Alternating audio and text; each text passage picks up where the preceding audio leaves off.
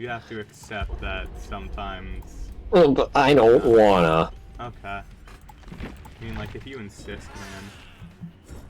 I do.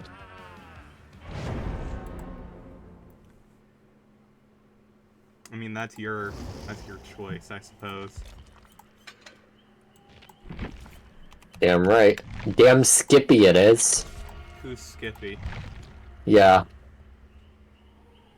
Peanut butter? Sure. I'm more of a GIF man. No, you're fucking not. You're a liar. No one is. That's not real. Go into my pantry, there is probably 2 jars of GIF in there. No, I don't believe you.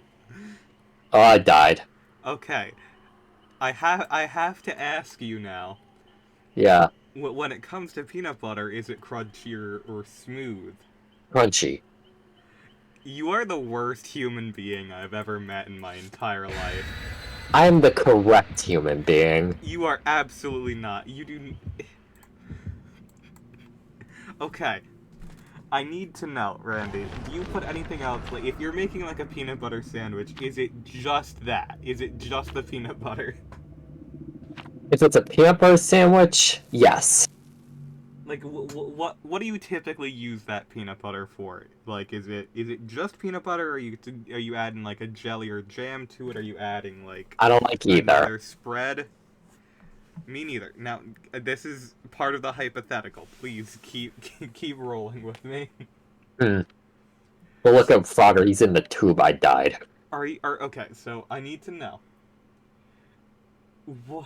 Why do you want crunch in your peanut butter sandwich? To give it texture. Okay, have you ever put chips on a peanut butter sandwich then? You know damn well I have. Okay, you see, that's fine. That I understand. Now, have you ever had crunchy peanut butter and chips on it? Not at the same time. It's good. I mean, I feel like that's sort of redundant at that point. No, it's just extra. I appreciate Ellie in chat saying smooth peanut butter is superior in almost all applications. And guess It's just because you can't chew on it enough. Weak jaw, is that what you're implying? Yes. That's not what I'm implying, that's what I'm concluding. Crunchy. I just... The texture of it is weird. It's not like a satisfying crunch. It's more just like, oh, you've made this spread wrong. It's like... What a loser would say. Do you want fucking crunch in your butter, bro? You gotta butter some toast and get your butter. fucking crunchy butter. Is that what you want? There's a big difference between peanut butter and butter. They are both spreads. Yeah? They are but one tastes fatty, good and the other doesn't. spreads. Have you ever had peanut butter and butter in a sandwich at once? No, because I fucking hate butter. What? No, you gotta tell me, what the fuck are you talking about right now? I'm talking about you never put butter on your toast, you put peanut butter on your toast. Okay, I will agree peanut butter toast is far better. I fucking love peanut butter toast. However, what do you mean you hate butter? Unless I'm using it for cooking, I will never have butter. Not on pasta, not like... Nope. Really? Butter? You put sauce on pasta. You put butter on pasta too. You can also put cheese on pasta. You can have multiple things. Why would you put cheese on pasta? I mean... Have you never heard of mac and cheese, you fucking deranged man? I thought you just meant, like, stick a slab of cheddar in there. Stick a No! What are you talking about? Oh, what are you talking about? Cheese! Yeah? You're the motherfucker who's on about Cheeseland, and you're out here Oh my god. You're the God worst. damn it. No, that would mean I'm a hot dog. That's bratwurst. It's worst. Fair enough. Pasta with butter and cheese is a good snack. I don't know if I would call that a snack, but yes. I don't know. You don't... Personally, I'm someone... I don't always put just, like, straight up sauce on my pasta. Because, it just, like, sometimes you just want to have a nice taste of the noodles, so you want something more simple, like a cheese or butter. At that point, you just have noodles. Yes! And you add some flavor that enhances the noodles. No, you just go raw with it. No! You don't even cook them. Okay, Randy, I'm gonna ask you something. Do you eat, like, if you... Do you eat fucking raw spaghetti? Is this what you do for fun? I don't eat bowls of it. Do I for your eat strands of it sometimes. I'm sorry, what? I eat strands of raw pasta sometimes. I never have Ryan just... to come here, and I need Ryan to come here immediately. That way... I died. That way, I don't have to continue with this train of thought. I can't believe you've done this. I mean, you don't have to continue with it, but I will clown on you if you continue to. You know someone who's eating raw macaronis before? How? It's like eating seashells.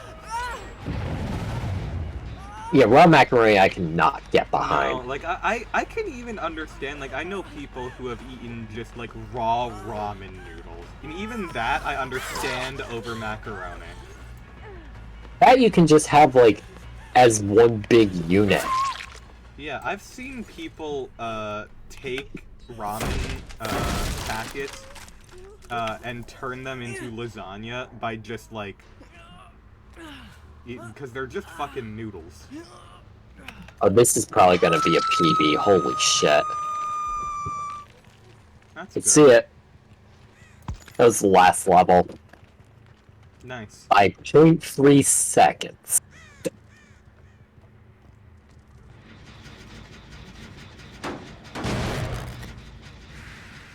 Alright. They were too The socially complete anxious amount of to get Frogger. in the work break room. Oh. I once, one of my coworkers brought in, like, obscenely spicy ramen before. I had to, like, actually talk to my boss. I'm like, he's not gonna be good after this break. You should send this man home. This man was in tears. It's like, I think you gotta just let him go, man. This is, this is not a battle that we're able to fight.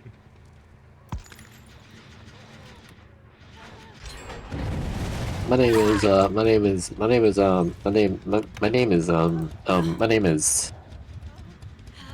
Shady.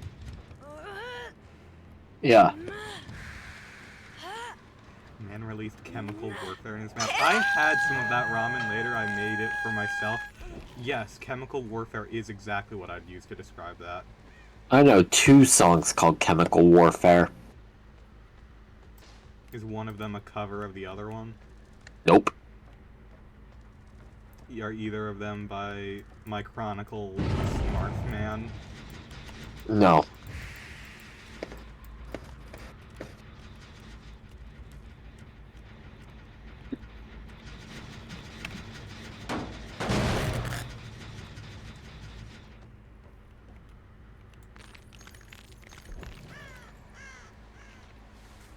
Man, I've been in this server since 2018. Have we really had this group chat that long? Well, yeah, because it used to be like so many other iterations. For the longest time. Okay, how long have we had our main, like, Instagram group chat then? Group? On Instagram, it's probably been since like 2015, 2016. Yeah, and that's technically the second iteration of it. Because that started out as bottom text. was the name of the group chat.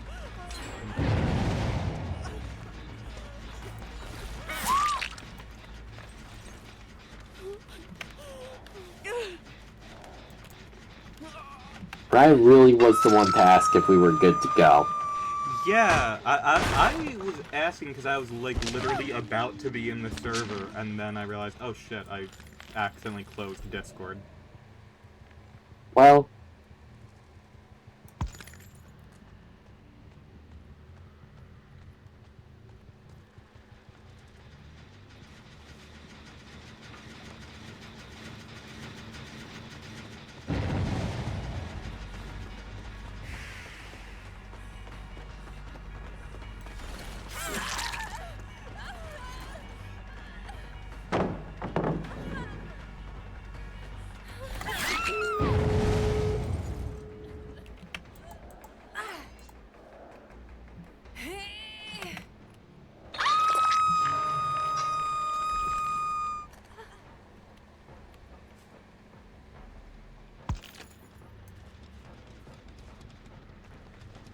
When life gives you pants, You take them off. shit them.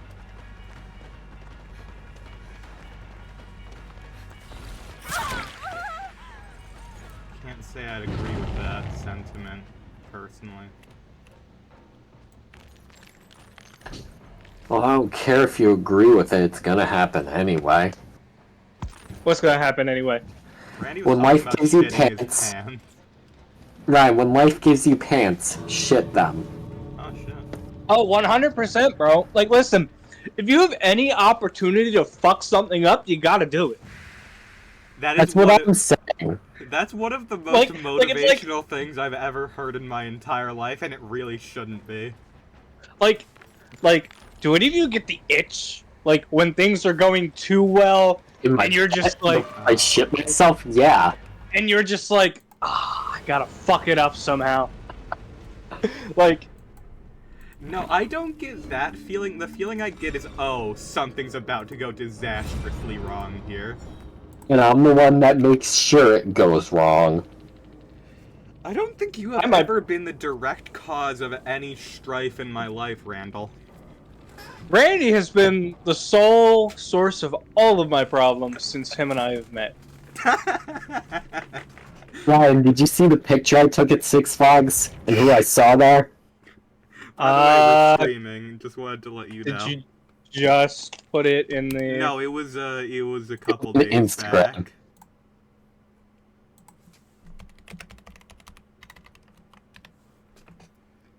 Oh my gosh. Okay.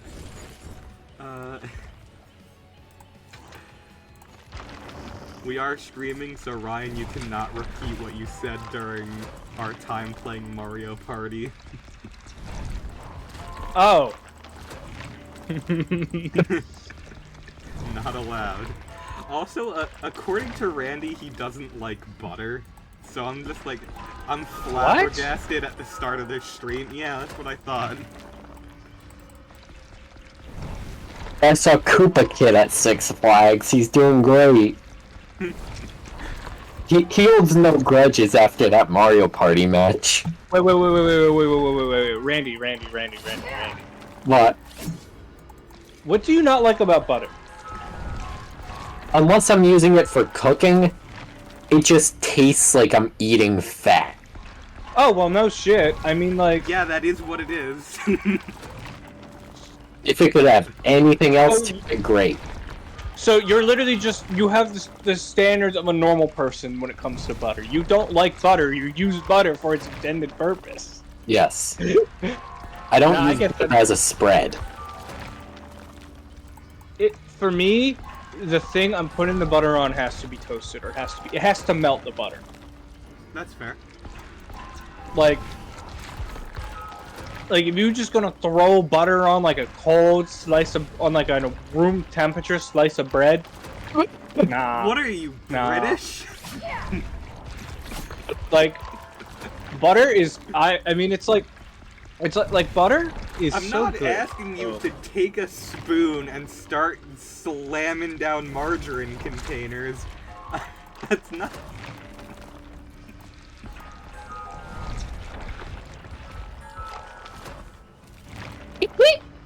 I've seen you do that. You do that. I've watched you. I've eaten soap, and I prefer the taste of soap to the taste of raw butter.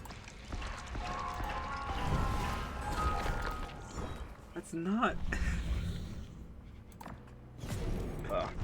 Speaking of butter, I gotta make you guys my mac and cheese before Randy moves away. Yeah, that would be nice.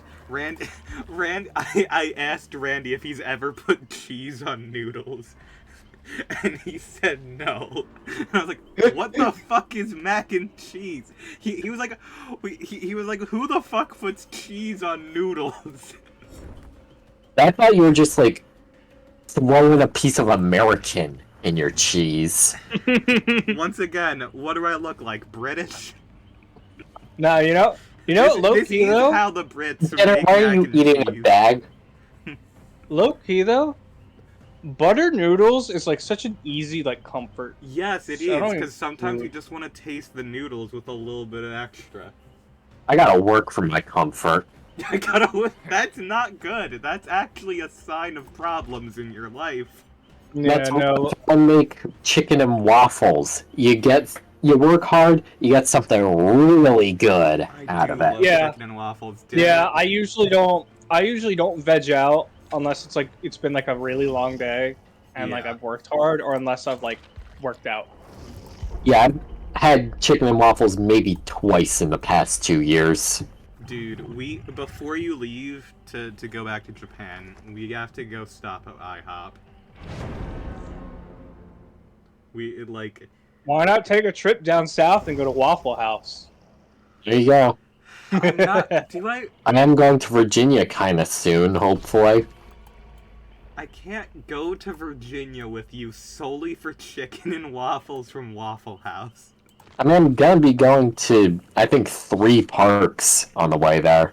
It's not solely for chicken Yeah, we and have waffles. to go to Bojangles on the way as well.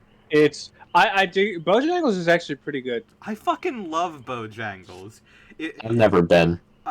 I had Bojangles once because my family was coming home from Virginia and we were all like fucking starving. We've been on the highway in traffic for like 8 hours and there was a Bojangles on the side of the road and we had the nicest woman taking care of us there. It is one of the greatest fast food experiences I've ever had. It's that southern hospitality. It is. As long as you're white, they'll take care of you down there. Don't say that. I mean, am I wrong? There is a reason they have the reputation they do. That is correct. I would like to say, though, statistically, New York is the most racist state, apparently.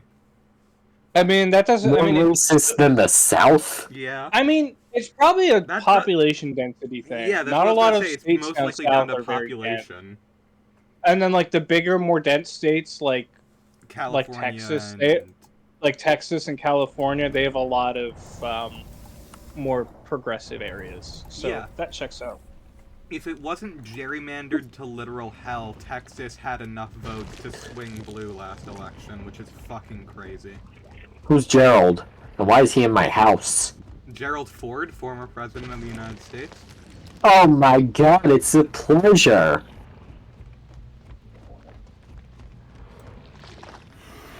Please laugh.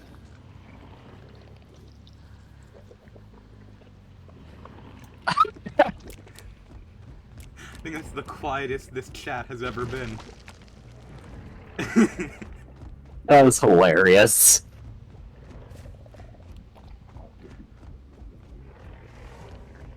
You pulled out the... Please clap.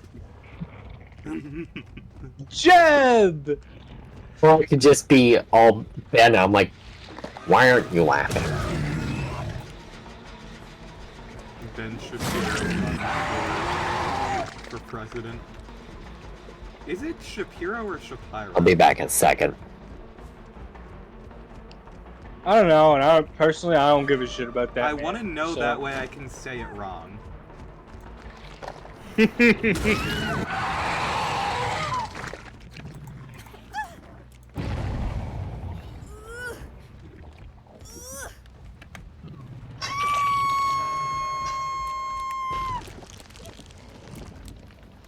But yo, how into like visual novels and like point-and-click adventure games are you?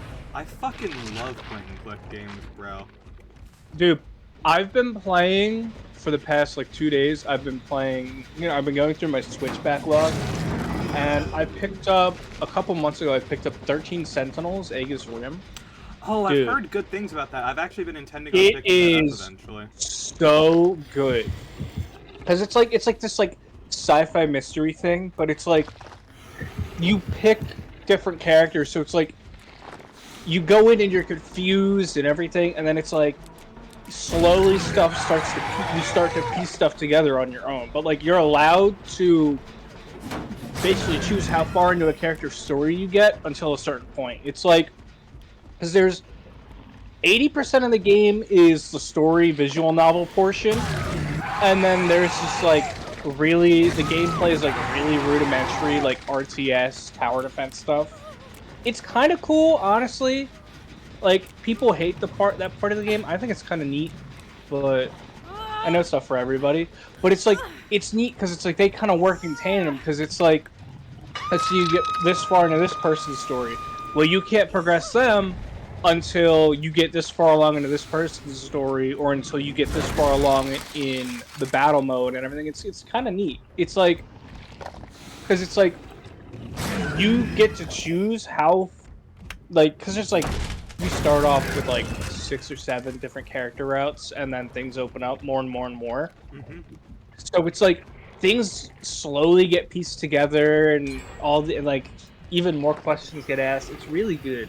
It's like because the game is so open-ended,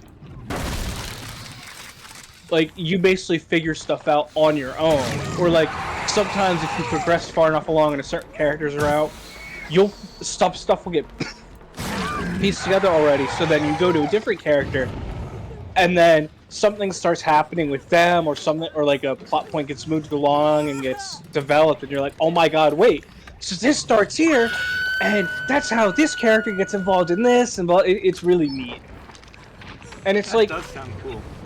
it's neat too because it's like there's different routes and different choices, but you never actually miss anything because the game has like semi like time travel stuff. So it's like you go down like this route and you get this question answered or whatever, and then continuing their story, you're sent back to where you were at, and then you can go down a different route. But it's like, but your character still kind of retains that knowledge, because it's like a lot of times it'll be like they'll be recalling like one of the routes will be them like remembering a dream or whatever. So then it's like so it's like even though there are different choices, you don't actually miss anything because you. That is interesting. It's very good. I'm enjoying it a lot. Voice acting is actually impeccable, like That's spot good. on. You've told me to play several games, and the voice acting has been some of the worst things I've ever heard in my entire life. Like what? Xenoblade. Yeah, two. Listen, I can't say too much about 1X and 3, but Yeah, you picked because the only I one picked that up has. 2 when You picked the when only one with bad voice acting. I need to address this right now. Xenoblade 2 has the voice acting quality of a Dreamcast game developed Yep. in Japan, where Sega did not give the actors any direction whatsoever. I mean, I think that's what happened with the Xenoblade 2 cast. It was like I think it was like the voice directing crew, they were like new or something, or it was like they gave them like minimal direction for the scenes, and it's like honestly, if you play the game as if it's some like satirization of like anime tropes, it becomes 10 times better. Because then you can actually laugh at the game, and then by the end of the game, when you get the actually good like story stuff, you're like, oh, I never would have gotten this far if I didn't Stockholm syndrome myself into continuing the game. But I don't... no, I mean, Like, okay. I'm not someone who, like, harps on bad voice acting a lot because, you know, that shit's not... no, I'm not either. It's not but their Xenoblade fault. 2's is like, it's like the problem is like the frequency of the voice work. The frequency of vocal-induced cringe.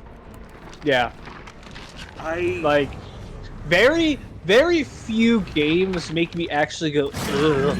Like when Persona does some of that shit, I'll roll my eyes or I'll let out a deep sigh. Nothing has made me legitimately cringe quite like Xenoblade 2 has. You sent me one scene from Xenoblade 2, and I was like, damn, I don't think I like any of these characters anymore. No. Xenoblade 1's cast is very good. Kind of one note in compare, because here's what bothers me about It's Xenoblade Nintendo. 2. Here's what kind of bothers me about Xenoblade 2. Is if you dig through and pull back all the fan service and disgusting stuff that goes on in the game, and you just look at it for its story and its, like, writing, it's actually very good.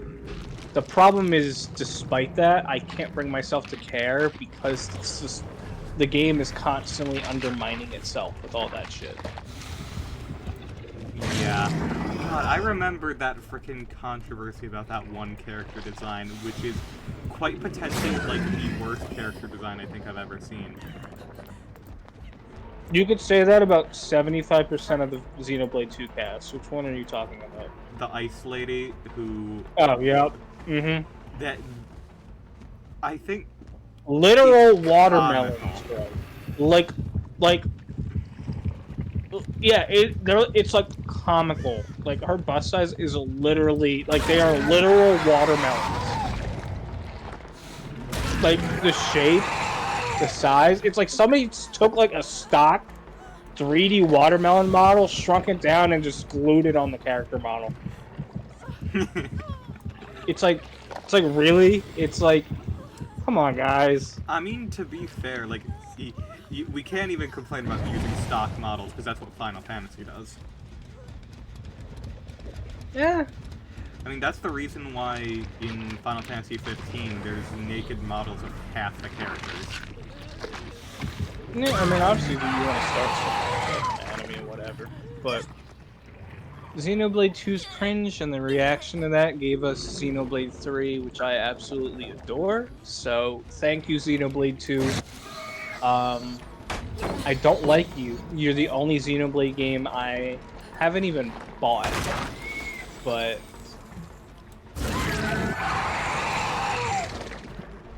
X is very good. I hope they do like a remaster of it someday, because that game I still think it's the best one. 3's not far behind, but X is like all about like gameplay and exploration, and I'm like, yes, more of that, please.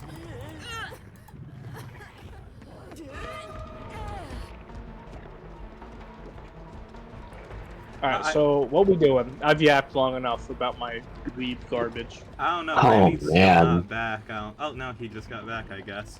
I was only gone for like a minute. Yeah, he was not gone for long. Oh, But then, you should have said something. well, He did. you guys were talking about Xenoblade. I can't contribute anything about Xenoblade. So I just let you guys talk. I had no idea you were here. I thought me and Ryan were just having a conversation.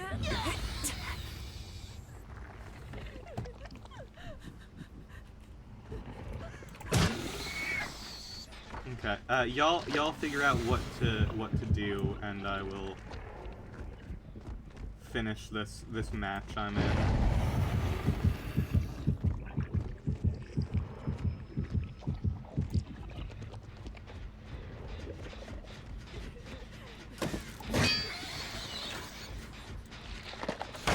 Please discuss.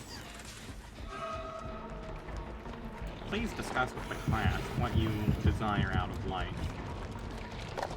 Please discuss with the class what you were saying about me during break.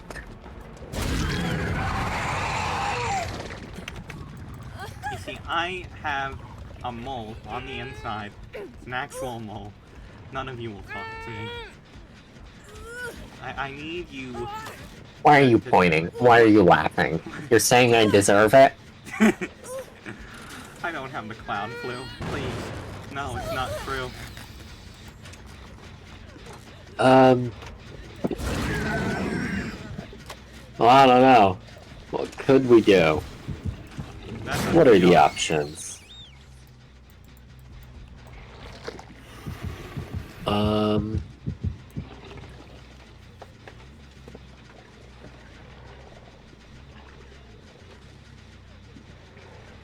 Gosh darn it, I don't know. We got Halo. Halo's always a safe option. Always. Golf with your friends. It's always a hoop. Last played in January. Zombies gets a little crowded with 3 people unless we do something that gives us an incentive. But I've played so much of that trying to get all the guns. Also, Wii Sports Platinum Males are fucking hard.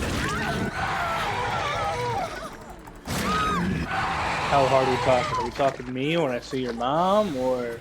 Probably. Did you text Randy's mom a happy Mother's Day, by the way? No, I forgot. I thought about it, but I was like, Whatever. you know? No one's really upset if you didn't. Ooh. Oh, speaking of, by the way, fun little game to play. Because I just opened Steam. Ultimate Chicken Horse is $5 right now, and that's a very fun game. Ultimate Chicken Horse. It's you know that Randy, it's better than it sounds. It's Randy. It's Mario Maker, but it's competitive Mario Maker. It's basically. Oh yeah, that would be a good way to describe it. You basically so there's a start and an end in a level, and it starts totally blank. Everybody takes turns putting platforms and shit down, and then there's also hazards and stuff you can put down. So it's like your goal is to do things in such a way where it would fuck your friends over, but that you can still try to get over it. Okay. Apparently a new update just dropped for it, which is why it's on sale. But I didn't even know they were still updating that game. New content update. It's really good. I played it with friends before a couple years ago. I was going to describe it similar to that one fucking game with the squirrels that all the YouTubers played in 2012. B-Wheels? What? You say things sometimes that leave me questioning. For example? What you just said, for example. I've never shit myself playing Happy Wheels.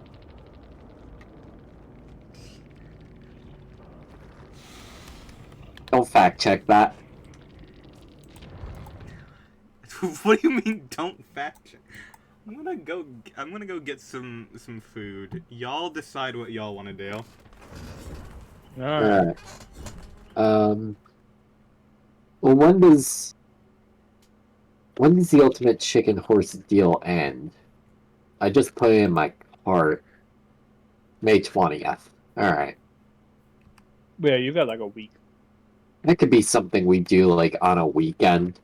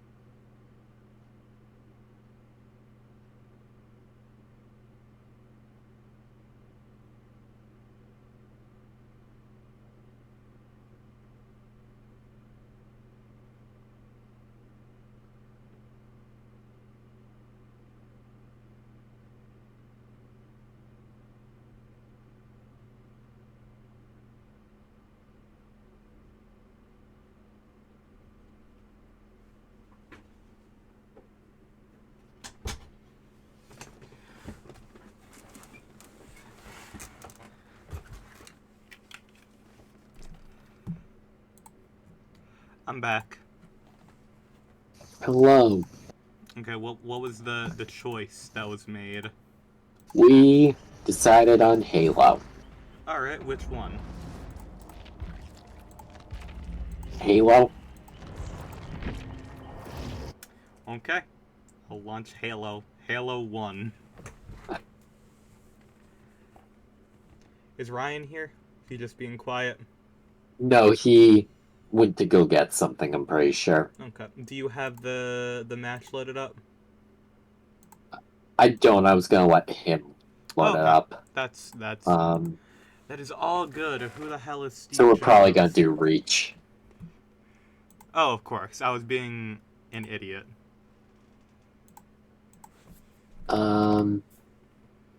That Jim Henson documentary is coming out at the end of the month. Oh yeah, I saw stuff about that. That'd be pretty cool. I'm gonna go watch it. Probably. I mean, it's gonna be released on Disney. Oh, is it? Interesting. Oh, also Cedar Point. So Cedar Point, right? They have one of like 2 or 3 big 400-foot coasters in the world, right? Yeah. And they just reimagined it to have like a backwards spike that also goes up 400 feet. It's already shut down indefinitely again. That doesn't surprise me. And it's like, alright, we're doing modifications to the train. It's like, you couldn't have done that before it opened? They made a whole big deal of showing off the trains and then doing, you know, the preview rides on it. And now it's shut down again. Probably because they Or were fucked up drastically. Were the trains just too big? Maybe. Because I know, like, some people were concerned, oh, the trains are too big, small people may not be able to ride. I don't know. I mean, they look fine enough. So you wouldn't be able to ride?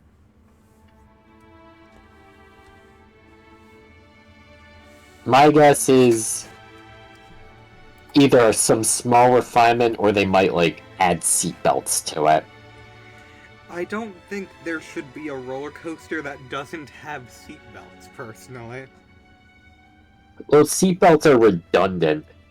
Basically, the way they use the harnesses, in no way, unless it actually reaches its course, even if the power goes out, if it loses power, while it's not in a certain spot, those restraints will never come off. It's the opposite of a FNAF door. Yeah. Imagine if there's a blackout on a roller coaster and those things came flying off and you were like going up really fast and then it just launches you out. I mean, I'm sure they had that in mind. It's like, shit, this probably shouldn't happen. So let's make it so you can never get it off. I'm pretty That's why sure. once you put your restraint down and they lock the train, you can't get off, even if you change your mind. Mm-hmm.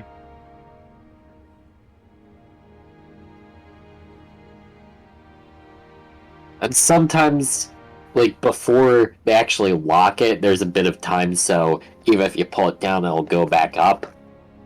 When I went to the really big one for the first time, and I pulled it down, I was wondering if that would happen, and I was starting to second guess. As I pulled it down, it wouldn't come up. I'm like, shit, I'm locked into it. And usually instead of seatbelts, the, like, double safety they'll do is a little buckle on the restraint. Mm-hmm. It's like the restraint's gonna come down regardless, but then there's a little buckle that they have like 5 billion fail-safe points on it, and that's just one of them. Well, it's good that they actually have the fail-safes in there. That's actually, like, good. That's why you're more likely to get killed by a fucking vending machine than a roller coaster. Dude, you gotta watch out when you go to Cedar Point, because there's a lot of vending machines. That's right.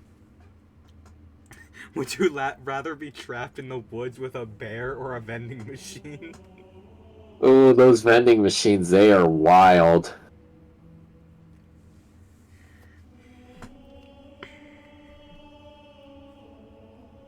I could You know, fight they a got vending those machine. Cheetos in there. You might find some M&Ms in there. At work, back when I worked at Japan's a Lowe's. dangerous place. You see how many vending machines they got? That's true. They've got more vending machines than anywhere else. Now I understand why Doofenshmirtz was afraid of them. Now,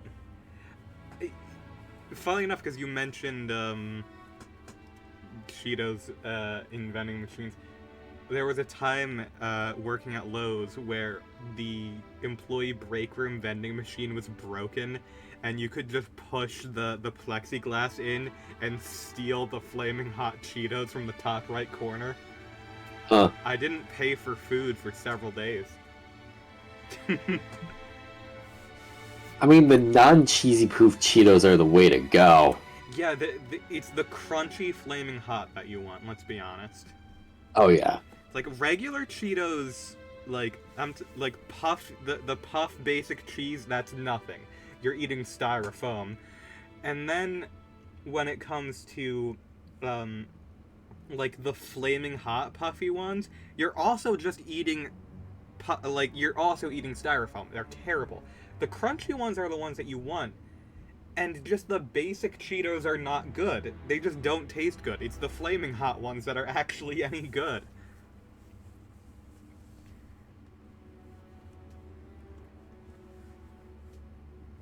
My name is Samuel Clemens. Pretty sure that was a real person. My name is Samuel Clemens. Alright.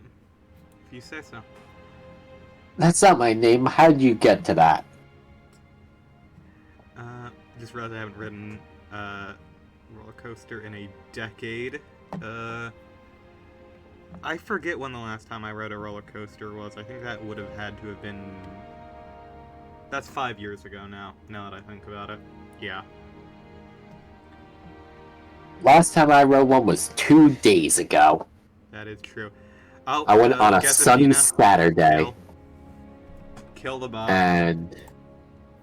who was that a good idea? It wasn't. I mean, it wasn't the worst. Could have been a hot summer Saturday. Why, when I do that Virginia trip, I'm gonna be going to all the parks between Tuesday and Friday, and driving back Saturday.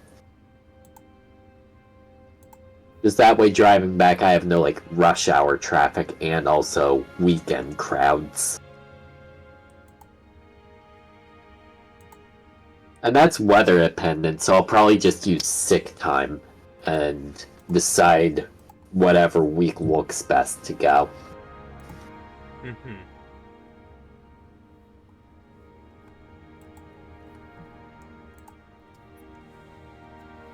I'm going to Kings Island at the end of the month, though. That's gonna be fun. I am back. Sorry, I couldn't find my Xbox controller. That's allowed. I keep forgetting because Aiden bought me a controller stand for Christmas, and so it's like I keep forgetting that I use it.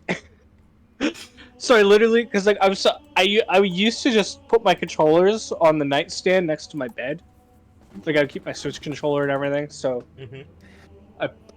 now I just have a controller stand on my desk, and I keep forgetting that I actually use it. So I went to the bathroom, got back, and I spent a million years looking on my floor for it, forgetting it's on the stand on my desk. That happens. Yeah. Launch us a game, my friend. Yes. Thank you. I'm saying I was going to Kings Island at the end of the month, because I'm flying over to visit my brother. And Nice.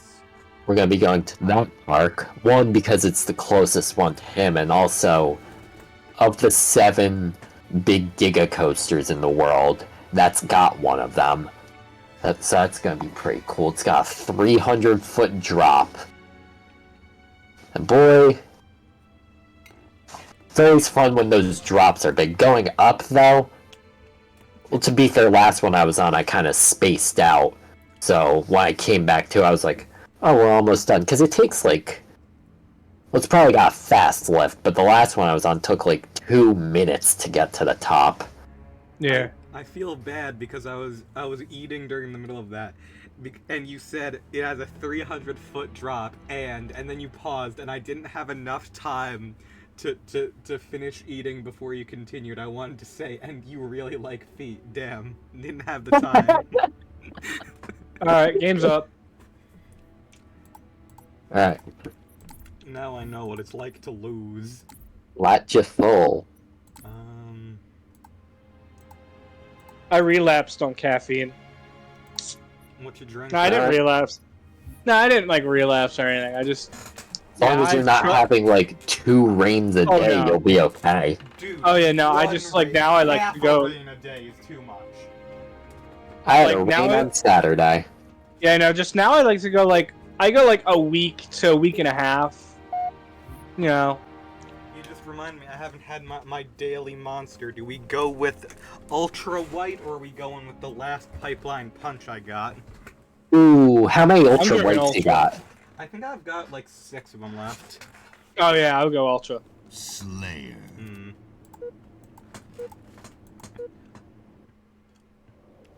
Oh, hold on.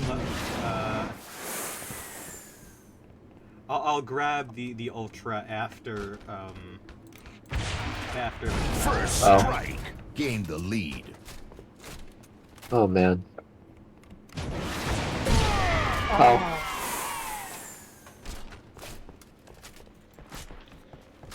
Somebody's got the rocket. I got coffee with me. Because I'm trying not to drink like Damn. half, like carbonated energy drinks for a little while. Yeah, I go. I get it. And being I just had a rain, I'm trying to keep it to like 1 or 2 a week with that. Yeah, Like I see. rain every week or 2, but you know, sometimes I'll get a monster, sometimes a bang. When you go to Japan, you'll have those more often. Ah, damn. For me, personally, I've been having like a monster a day, probably. Oh no, I stopped doing that because I would feel it in my fucking heart. Lost Oh. the lead. It's gotten to an actual, like, addiction for me, where I will wake up in the morning and I will feel like shit until I have Revenge. Tied the leader. Yeah, that's why I stopped. I was like, or like slowed down. But that's the thing, is like I've been able to. I haven't had them in like Lost 2 the days, lead. I think, so I'm slightly getting better at that. But Hey. Yeah. that's part of Get outta the here reason with where that. I go for the ultra white instead of the variety packs now, because I get sick of the flavor, and it makes it so that I don't want to just drink them. Classic loadout.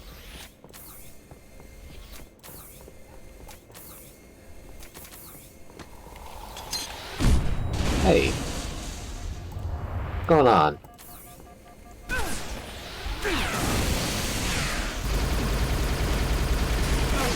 Damn. How did it take so many fucking shots to get you when you were out of your shields? Because I started recovering shields because you kept missing.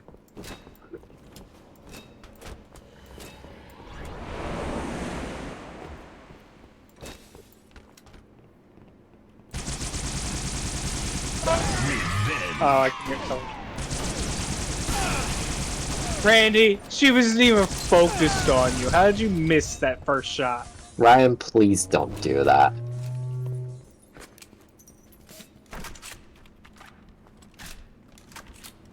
I missed it because I'm playing mouse and keyboard, and I'm not great with the sniper. Oh, Randy And has a someone- rocket launcher, and someone took my sniper. well, you have a rocket launcher, so it doesn't really matter. Oh, hello! Hi, thank you for Damn. that. Wow!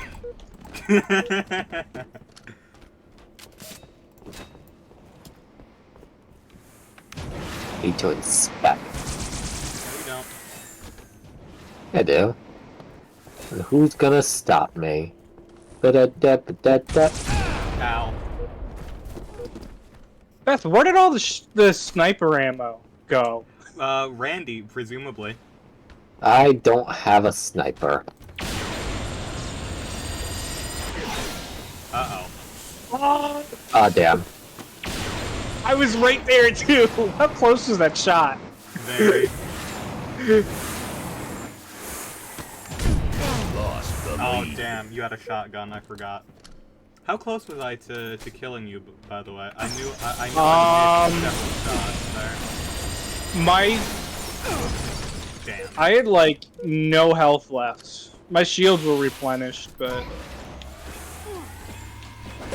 oh, How those were locked on and you were in the open. How did that miss? Well, that didn't. Tied the lead. That one wasn't even locked on too, so I didn't realize that it fucked up. oh, I was really hoping I. Damn it. I need to find a weapon, real quick. You don't need to do anything. Yeah, I agree. I thought the dead body of Randy was another person. Shit. I was about to say, why are you wasting your ammo? Because I thought it was Ryan, because Ryan was on my screen.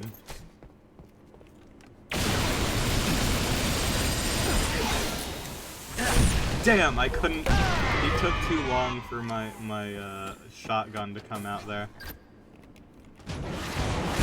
Damn. Oh, hello. Randy has a fuel rod cannon and a rocket launcher, by the way. Lost Well, now I the don't. lead.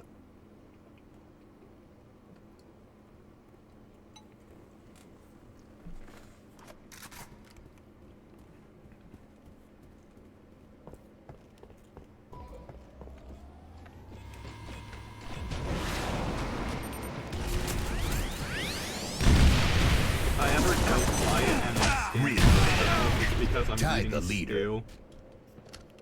Alright. You a little British boy? No. I'm neither British nor a boy, so... Damn it! I didn't get my sword out fast enough. Now Ryan's dead. Because Not he for long. let himself eat stew. Lost the lead. Damn. So I gotta eat something, that way you're at peak performance. Now I perform. Ah shit, I missed. Ah shit, I missed. Revenge. What? Tied the leader.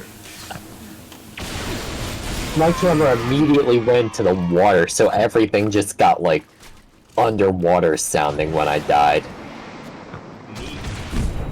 Well, oh, Damn, oh! Oh, it's an EMP. That's why. Yeah. Yeah, if you hold down the trigger with the grenade launcher, it's Yeah, an that's EMP. like my favorite part about it.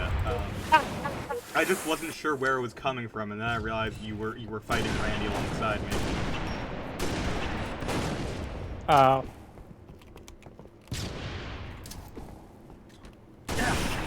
okay.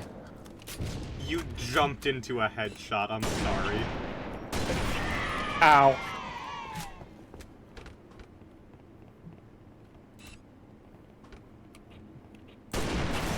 Damn, that was close.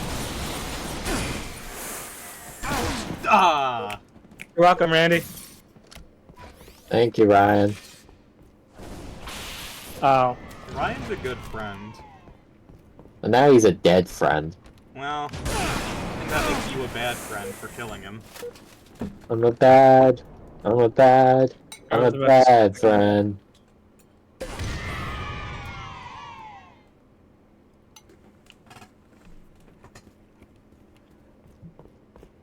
I do not like the weapons I've been getting. I'll do something about it. Ah, little That's bitch. Oh.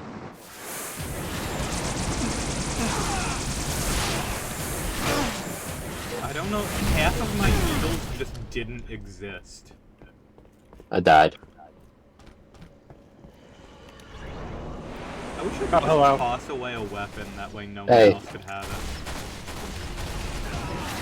it. Yeah. What the fuck is this? Oh. Oh! You like that? Time to lead back up. Good job, y'all. Gain the lead. Damn. Oh. I didn't even intend for that to happen, that just... You kind of walked into that one, unfortunately. Oh shit! Damn. Freddy Fazbear in the hallway with the gun. How am I gonna stop that?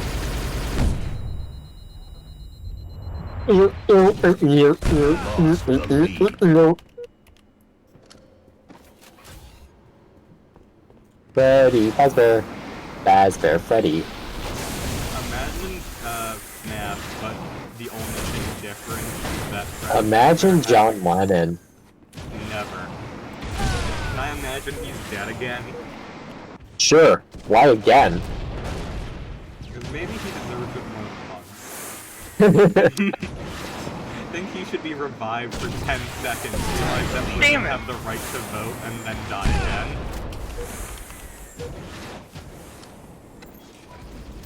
Hey, Ryan.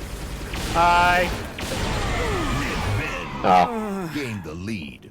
We were all tied for probably about half a second there. Probably a fraction of that, let's be honest. Damn. Okay, Randy, you can pull it back. Or you could wait until one of us gets 3 kills. This is the real question. Or I could throw it back. Gain the lead. I Oh. don't know. Ryan, that's because you don't like having fun. Ryan You're right. literally fucking throwing back during the sport. Let's not forget that. No, Randy, we were so close. What the fuck is wrong with you? I'm too good. I'm sorry. I got oversized cock disorder. They call it OCD in the hospital. I got BPD, big penis disease. I'm gonna start using that one now.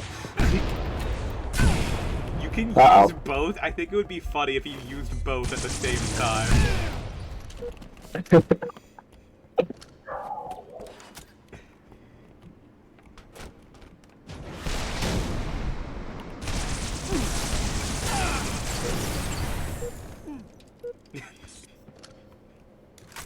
That DID, dick enormous disorder. Revenge. Damn. Gain the lead. 21, 22, 23. Ryan, are you here?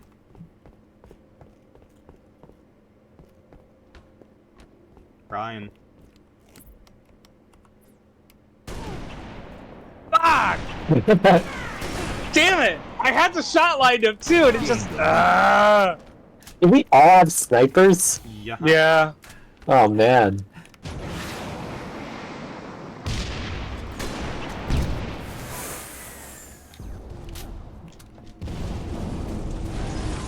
Darn.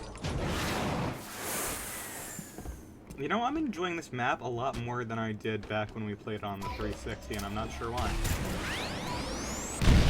Because you actually know how to play the game? That would do it. Fuck off. Damn it. Okay. That counted? Hell Everyone's yeah. dead. I did everything I could to kill you with me. All my friends are dead. Why? Did you kill them? No, they killed each other.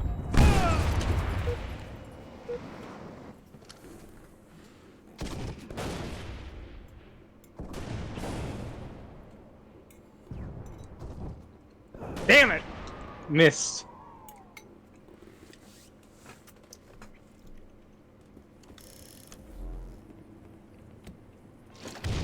No. Did that hit?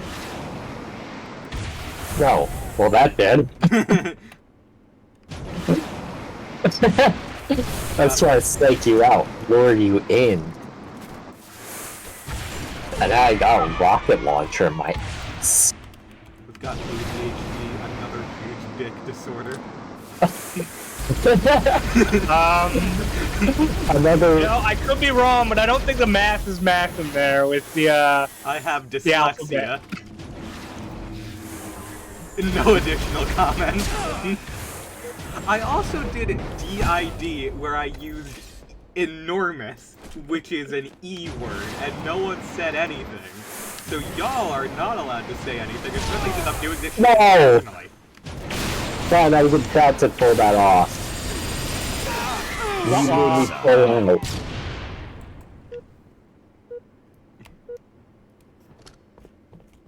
What are we playing to? 50. 50. Okay. Darn.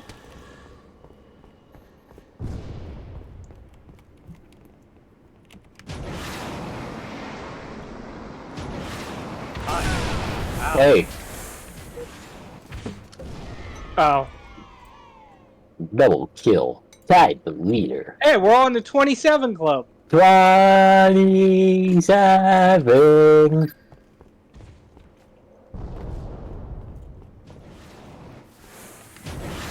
This stew is fucking. Revenge. Damn, Gain the lead. I have died. Why'd you do that? I'm not quite sure. Oh, jeez. Oh my god!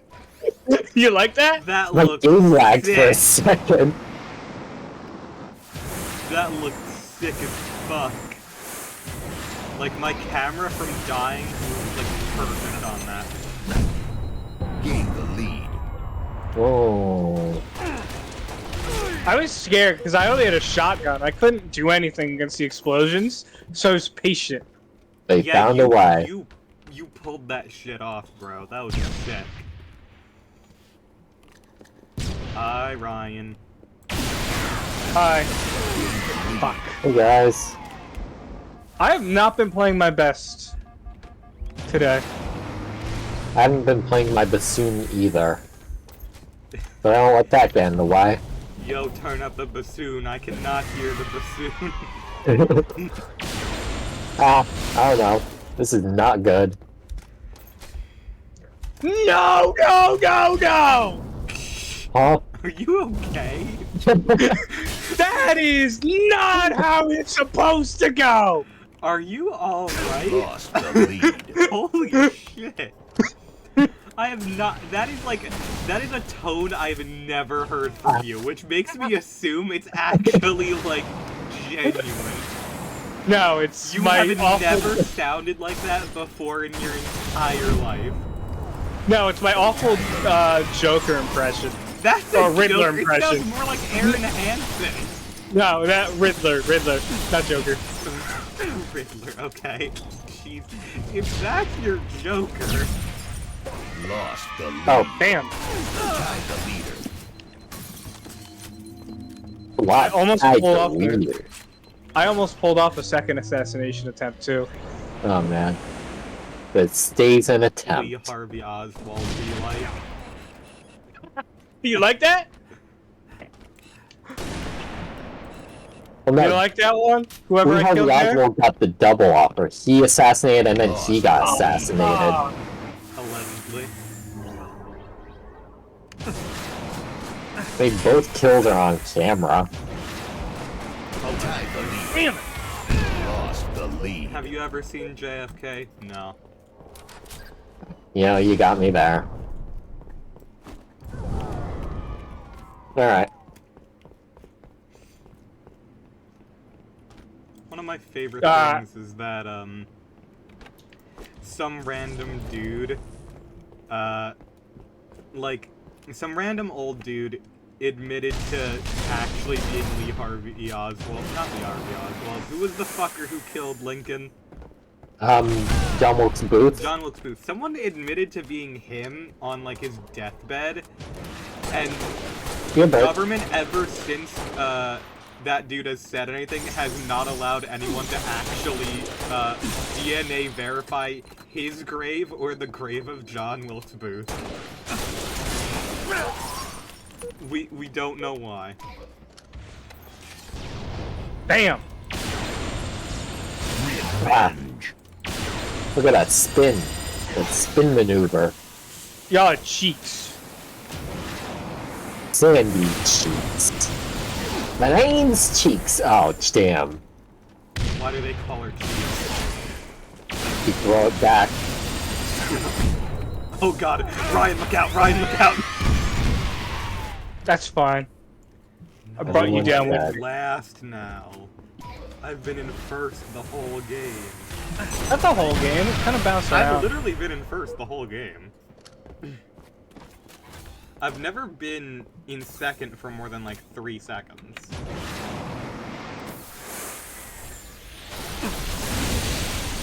Now I have... Alright, who's gonna win? Who's gonna win? Who's gonna win? Who's got Randy? Oh, nice, Randy. Nice, nice, nice. I didn't have a weapon I could fire quickly. I keep forgetting the needle rifle is full auto. It's not. It's attack fire. Oh, I don't like that. Uh-oh. Ah! Damn. Nice. This is a good loadout, and I'm about to die and give it to Randy. Oh. No. Honestly, probably better that I don't give it to Ryan, because there's a weapon in, Wow. in my loadout that Ryan utilizes slightly better. Well. Would that be it? Yes.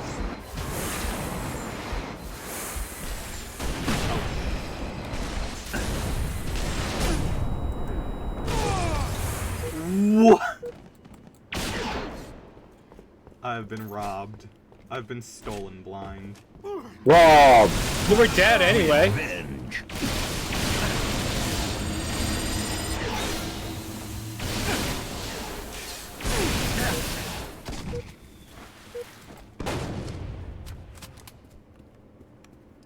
No, I'm still in last. Even getting like the best loadout physically possible. I did not notice you were there. Really? Oh shit. What? What happened there? Oh, Randy, did you throw a grenade? No, I threw a rocket. Whoa! Can't believe this. I've been doing so good, and now I'm floundering. I'm fucking. Who's Slam the Flounderer? The dude who beat up SpongeBob. That's the flounder. Who cares? I care. Why? His Do name's you like Flats. him? Do you like him? Do you want to go out with Flats the Flounder? No, he's too wide. No, he's Valid. incorrect. Incorrect. He's the opposite. He's a flat. He's got the long. Yeah, but flat can be wide. Got the long y-axis, bro. It's got a bad case of the longs. He's got the long z-axis.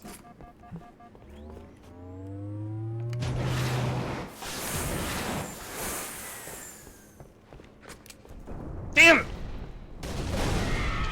Fuck you, Randy. See, I was a little too late to save myself. I saw what you were trying to do. No, I wasn't actually going to. Oh, I'm sure.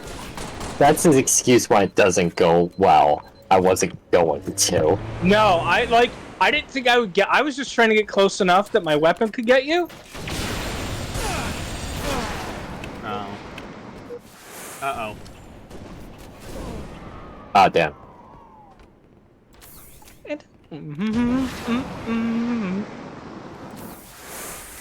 Ryan, where are you? There. I'm losing. There you are. No. Damn it. I'm Oh. not gonna win. Oh damn! I wanted that kill so bad. Ah.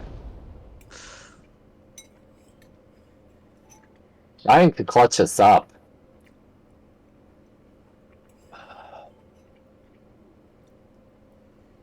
But does he want to do it enough?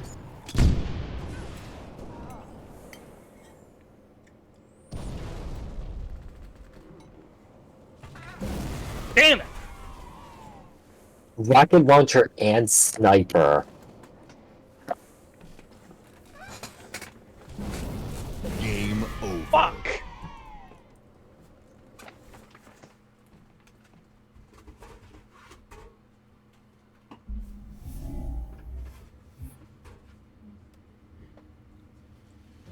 Y'all tried the Baja Mango Doritos?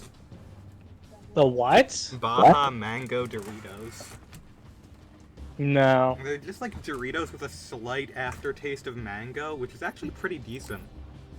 Ryan was surprisingly positive that game. Huh? We were 47 for 41. Yeah. I was only 51-50. Yeah! Fuck yeah! Van Halen! Uh, I don't know what I'm, that gl- means. I'm glad you got cut off. 5150, baby! Van Halen! And also the best guitar amplifier ever made. I've never liked Doritos myself, taste bad to my brain. I prefer the frickin' Walmart brand Doritos. They're better. Never satisfied! What map? Wait, Here, what we was the tried this- green one? Oh, we've never done Condemned, I don't think. No, the green one. Oh, okay. Oh no! Oh, I didn't mean to pick that one. Well, Breakpoint's a very big one. We're gonna have to start over. oh, okay. It's like, imagine a map as big as Boneyard, but without any of the close quarter stuff. Oh, gross. Oh. Slayer. Slayer. Game over. Like, it's literally, the map is a massive circle. Mm-hmm. It's basically made for vehicle combat. It probably was. Boneyard was a campaign map.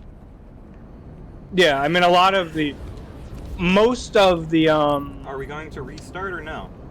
yeah, I'm just driving around. This Now, looks most of the, fucking sick as hell, though. what, this map? Yeah. Yeah, it's a great big team Holy battle map. Shit, that looks so freaking cool. Uh-oh. Ooh.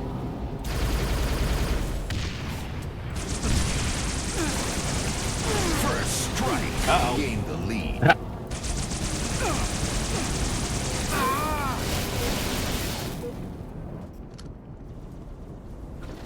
Oh no! Lost the lead.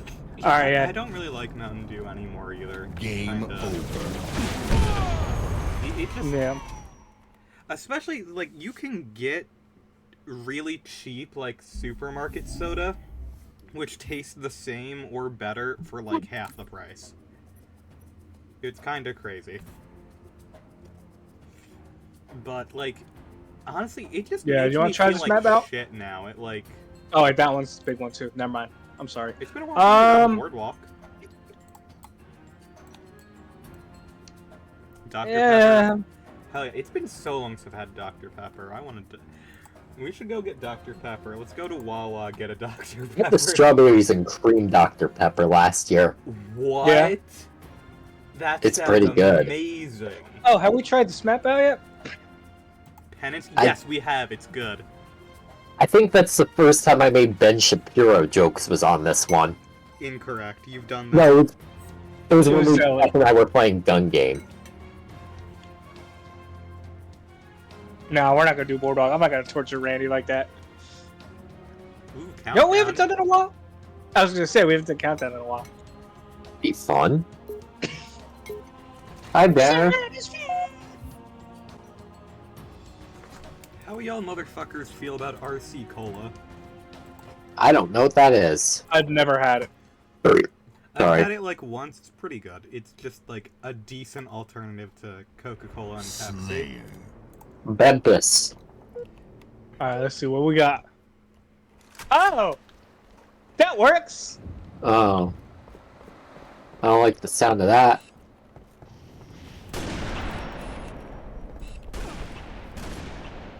Lost Damn the it. lead. Oh, Yeah. You like that one, Randy? I did. Very much so, actually. Tied the Oh, lead. damn. Are you both dead? No. No, just me. Oh, darn. That's really bad for us. Andy, come back. Ah. I flew into the ceiling. You did. You know, respect this class. What's what was it? Oh yeah. Lead. Which do y'all prefer, Pepsi or Coke? Honestly, I don't know Oh if my I've God. ever actually talked about Coke. I think, yeah, Coke is the way to go here. Damn. Where are you all? it. I think Who Pepsi, then tied the leader, who On- lost the lead. on its own, I think Pepsi is better. But if you're having anything with it, like eating food, it's Coke. I think that's the honest truth of the matter. Oh, I didn't know that was a thing. Damn.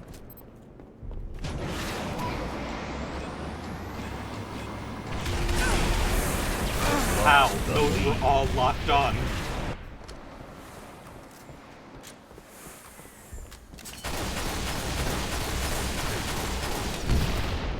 Ryan, beneath you, there's a man with a rocket launcher. Beth, I'm why aware. are you doing this? No, I can literally see you on the radar, Randy. No, like, why is she giving away my location, though? Because you killed me, and you're gonna win. Beth, I'm nowhere near in the lead. That's not cool to do. Damn. Can we play the game? Killjoy. Crazy y'all let me catch up like that. Right, I held the lead at 1 kill. I held the lead at 1 kill. Rather have a lemon lime soda for having a food. True. Sprite is the best.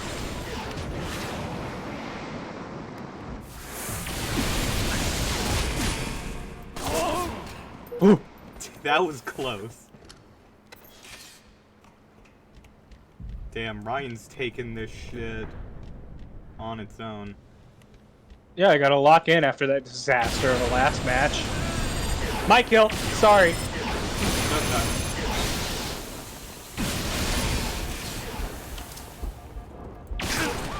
Fuck. Oh, I think we had the same loadout of beam and, stuff. Ryan, can you come back? Damn it. I've given Ryan a rocket launcher.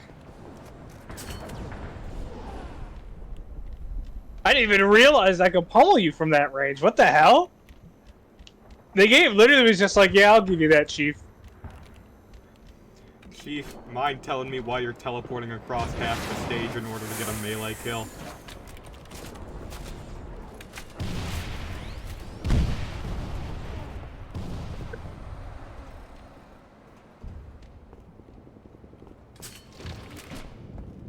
Randy, we gotta step it up. We're getting absolutely fucking decimated. Cool.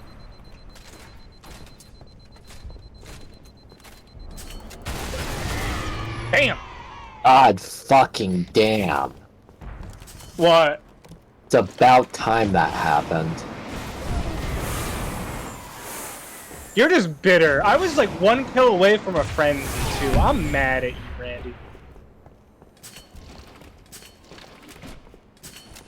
Well, when the game is 15-3, something needs to happen. Yeah? I mean, Ryan is literally just better than us. That's the thing. Hey! It's okay. Who did that? In a game of Who 3 stole my people, kill? who could it be? Oh, Nah, Randy, that's not cool. You did what I did, and that's a dick move. Only I'm allowed to be an asshole.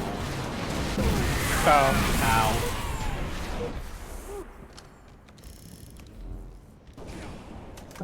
Okay. I got a funny weapon. I didn't think I'd land that shot. Oh, that felt good. That felt good. Okay. That was just the most gorgeous shot I've made in my entire life.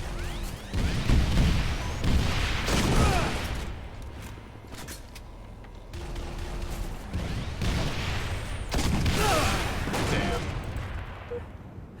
I was able to get 2 point blanks on Randy. I was hoping I could get another. I had to lock in after how I blew that last match. To lock in after you blew that dude. I went from having 2 rocket launchers to 2 pistols. It was like, alright, you don't deserve this anymore. Ah, oh, you have a sniper. That's bad for me.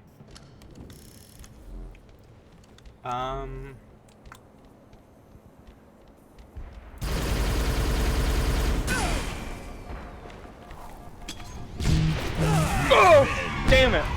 Ooh, nice one, nice one. I should have just taken the shot we there. We just got a 7-11, hell yeah.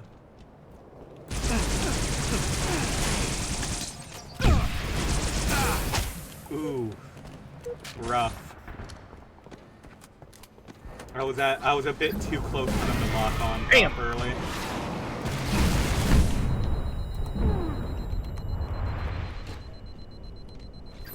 Nah.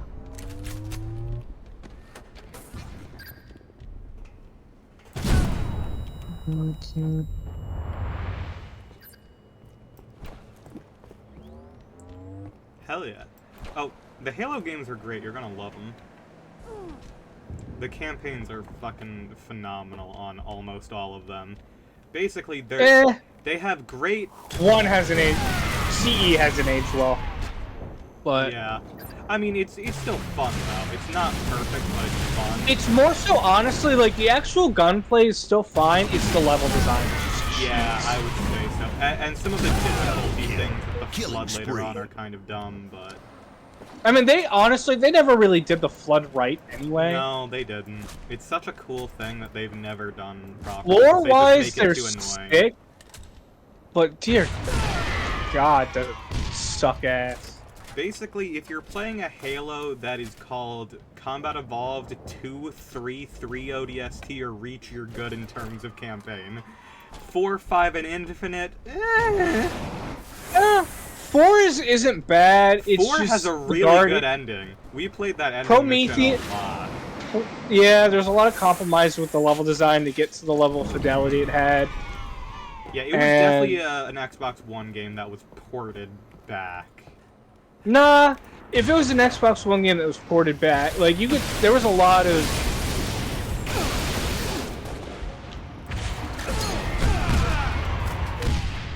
Like, there was a lot of compromises to get there. Like, weapons spawn damn near immediately. There's a lot of,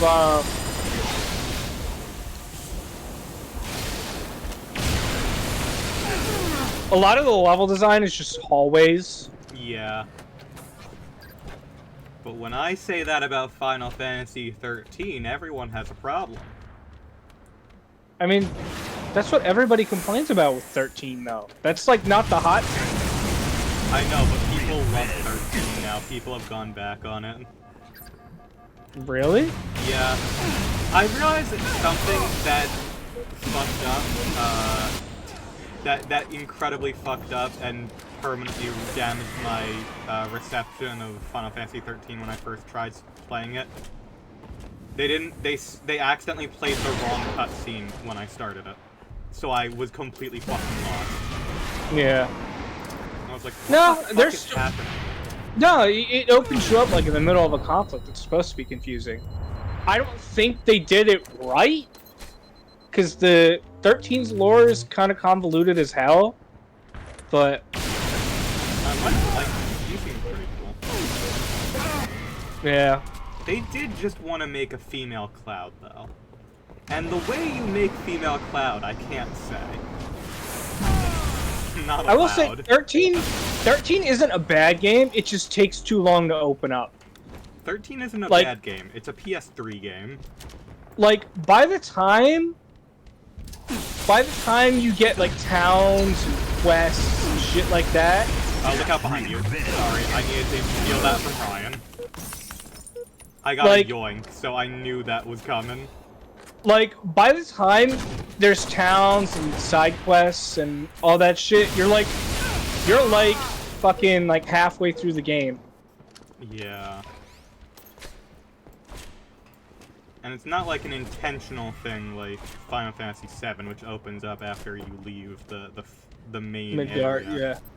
yeah. It's literally just, it's not supposed to like, look at surprise bitch, here's an entire other game for you to enjoy. It's just like they forgot to make the game properly. Yeah.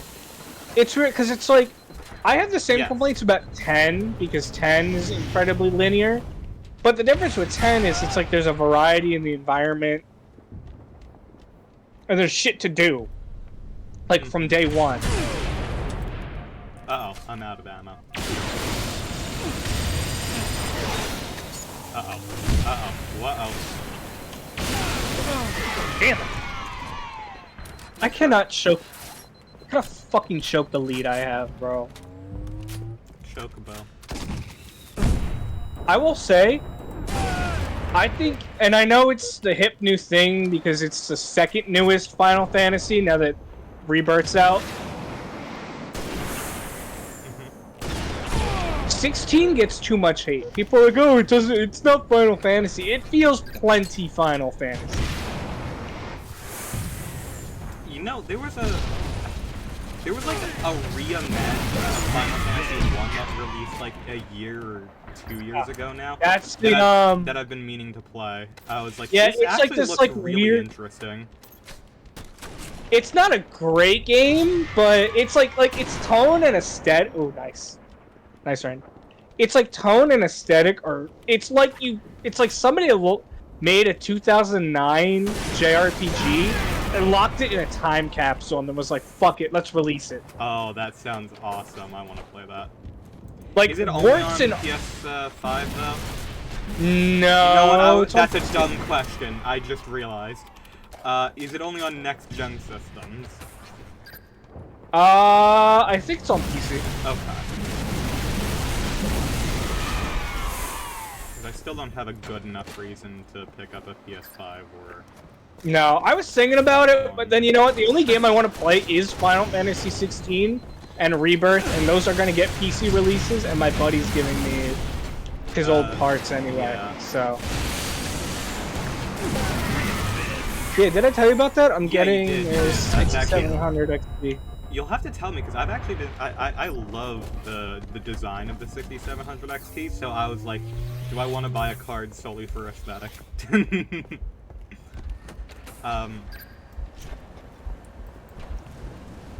Yeah. Yeah, I completely missed that 16 existed. I was like, I did I not know love there it. was a Final Fantasy 16. I'm gonna be entirely honest. Damn. In my brain, the most recent Final Fantasy was the funny emo boys with cars. That's 15. Yeah. I like 15. 15 is the greatest, like, 6.5 out of 10 game I have ever played. I completely understand what you mean. Like, are so that many, game, like, there's so many glaring flaws with the game. It's not even finished. Like, the story is, like, ugh, because they never fucking, oh, nice. Because they never fucking finished it. But you know what? The characters have a ton of chemistry and it has a lot of heart.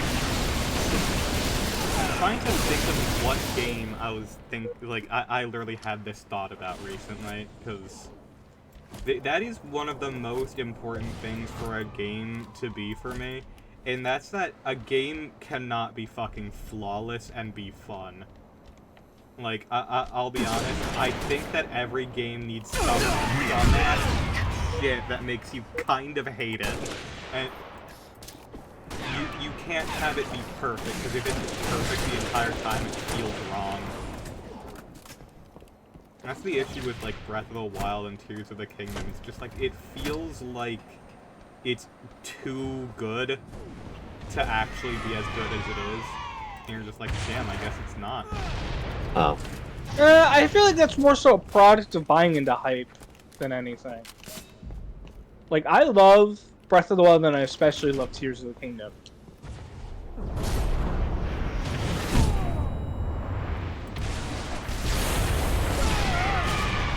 But, I mean, they're definitely flawed games, but it's like, Yeah. what they do really well is done so well, I overlook a lot of it.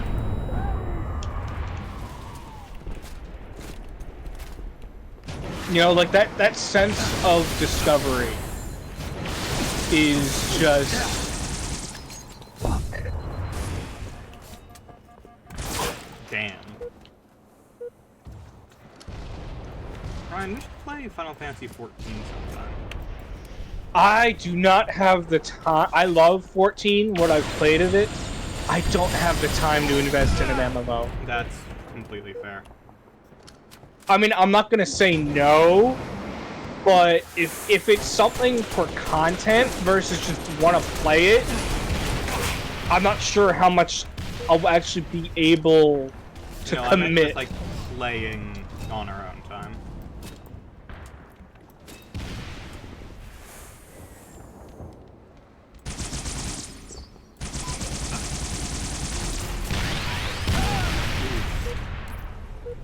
You're both dead. Yeah. Oh, wait, no, he's alive. Well, Come on.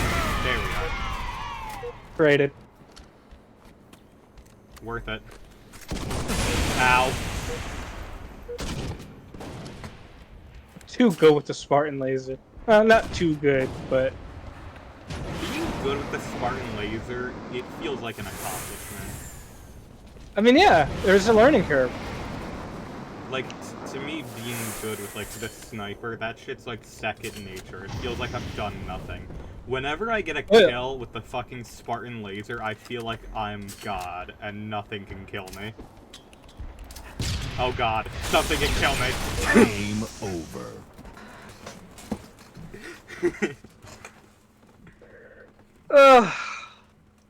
Oh, that's good. And by the end, I was able to recapture my 12-point lead.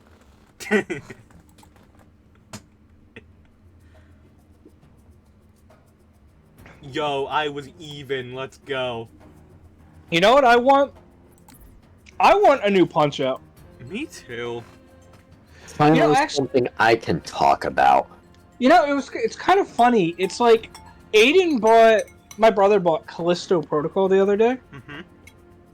and I'm watching him play. The combat is weird. I don't know if it's good or not, but imagine if you blended a third-person shooter and Punch-Out together. It's very weird.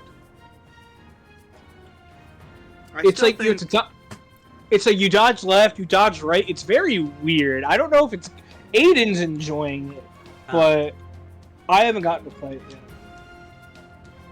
Personally, one of the biggest missed opportunities I think Nintendo's had this Switch generation is they released ARMS, which is this frickin' punch-based fighting game in an arena, and they didn't, like, do any, like, Punch-Out tie-in with it. They could have done, like, a DLC Slayer. for that, and that shit would have been incredible. But here we are, was it 15 years without a new game now? What, the last Punch-Out came out in 2008, right? 2009. Damn. Yeah, ARMS exists, thanks for reminding me. Well, Nintendo's not gonna fucking remind you. They just came up with some of ARMS their best... isn't- They came up with some of their best character designs and basic gameplay, and then decided because it didn't instantly make $5,000 million, they decided they're never gonna work on it ever again. I mean, I don't know. I mean, Nintendo, at least as far as I've noticed, is pretty. I think if the game just didn't do as well, or they haven't felt the need to revisit it. Yeah, I think ARMS could have been as Like, big Nintendo- as I feel like- Splatoon if they actually like fully commit. I don't know. I feel like Nintendo is very good they're very good about setting realistic sales expectations for their games. Yeah, they are way better than most They other. they know what's supposed to be the big ticket AAA stuff, and they know what's supposed to be more niche small stuff. The issue is, outside of Splatoon, they have never gotten like online multiplayer right. In terms of like actually supporting it. And even with Splatoon, it barely works. Killjoy. Like that's the thing is. I mean, I don't really see the need for them to do more online stuff, though. To be fair, like personally, the thing I have always had in mind for like ARMS is you easily could have put in like the fucking VR little map and explained away the extendo arms with that, and just being the green like net frame. I think that would have been fucking sick. I really do think they could easily also do the other thing and release a Punch-Out that includes ARMS characters, because that also it's a fighting game with gimmicks. You know, I feel like that would be fun. Now, Randy, what would you want a modern Punch-Out to play like? Yeah. Thank you for including me. So, like, modern Punch-Out? Yeah, because it's like, to me, that's kind of the hang-up I have, is it's like, what would they do? How could they modernize Punch-Out? I mean, because on one hand, I don't know if they necessarily need to. I feel like they absolutely don't need to, but if they chose to, if they chose to. What I say they could do, honestly, more so, is like add in a practice mode. Yeah. So, like, for sure. I mean, I know it's mostly about just reactions and learning patterns, but like, in a way, it kind of is like a rhythm game. So if there is like a slow mode that you can like practice slow and then go fast, like maybe the trade-off of having that slow mode practice is the reaction times are a bit more tight. Yeah. I mean, as is with especially the newer one, the reaction times are pretty small, so there's not much you can do in that regard. But me personally, I say just get good. Don't change it if it's not broken. Yeah. But if they had to add something new, make something a bit more intuitive for new people. For sure. Because not everyone had a SNES, so they couldn't have played Super Punch-Out, and even though it did well, not a lot of people did Wii Punch-Out.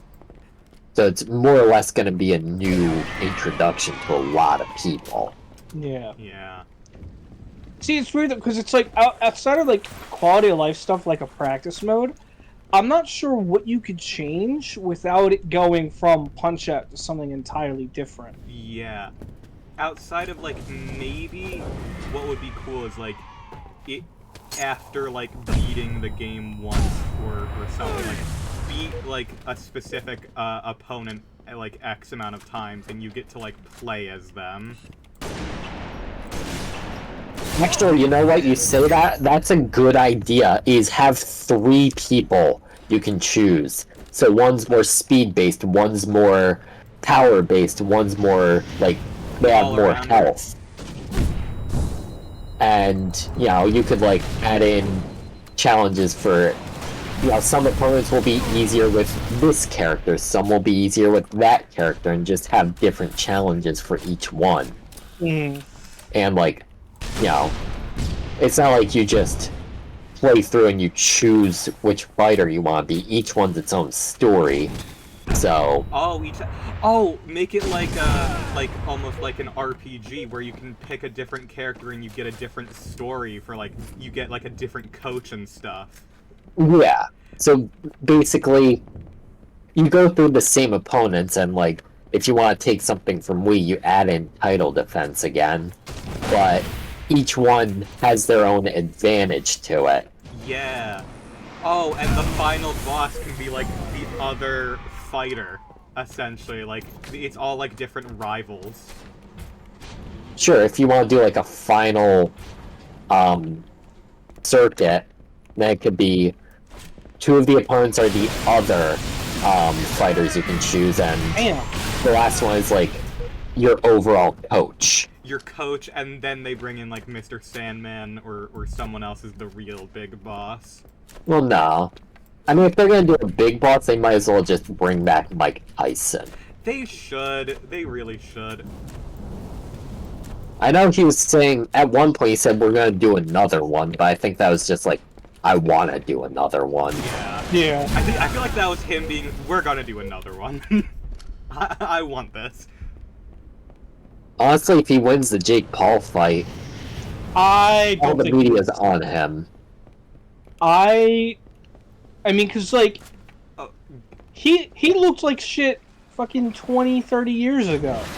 Like, don't get me wrong, he... Better now, I'm gonna be for real. Yeah. Like, have you Well- seen videos of him training? Well, see, but the thing is, at his age, it's not so much the power, it's the stamina. That is And, true. like... I mean, but that's the thing with Mike Tyson, is he's never been good in a long fight. It's always been about, he gets you down quick. You have to survive his initial barrage.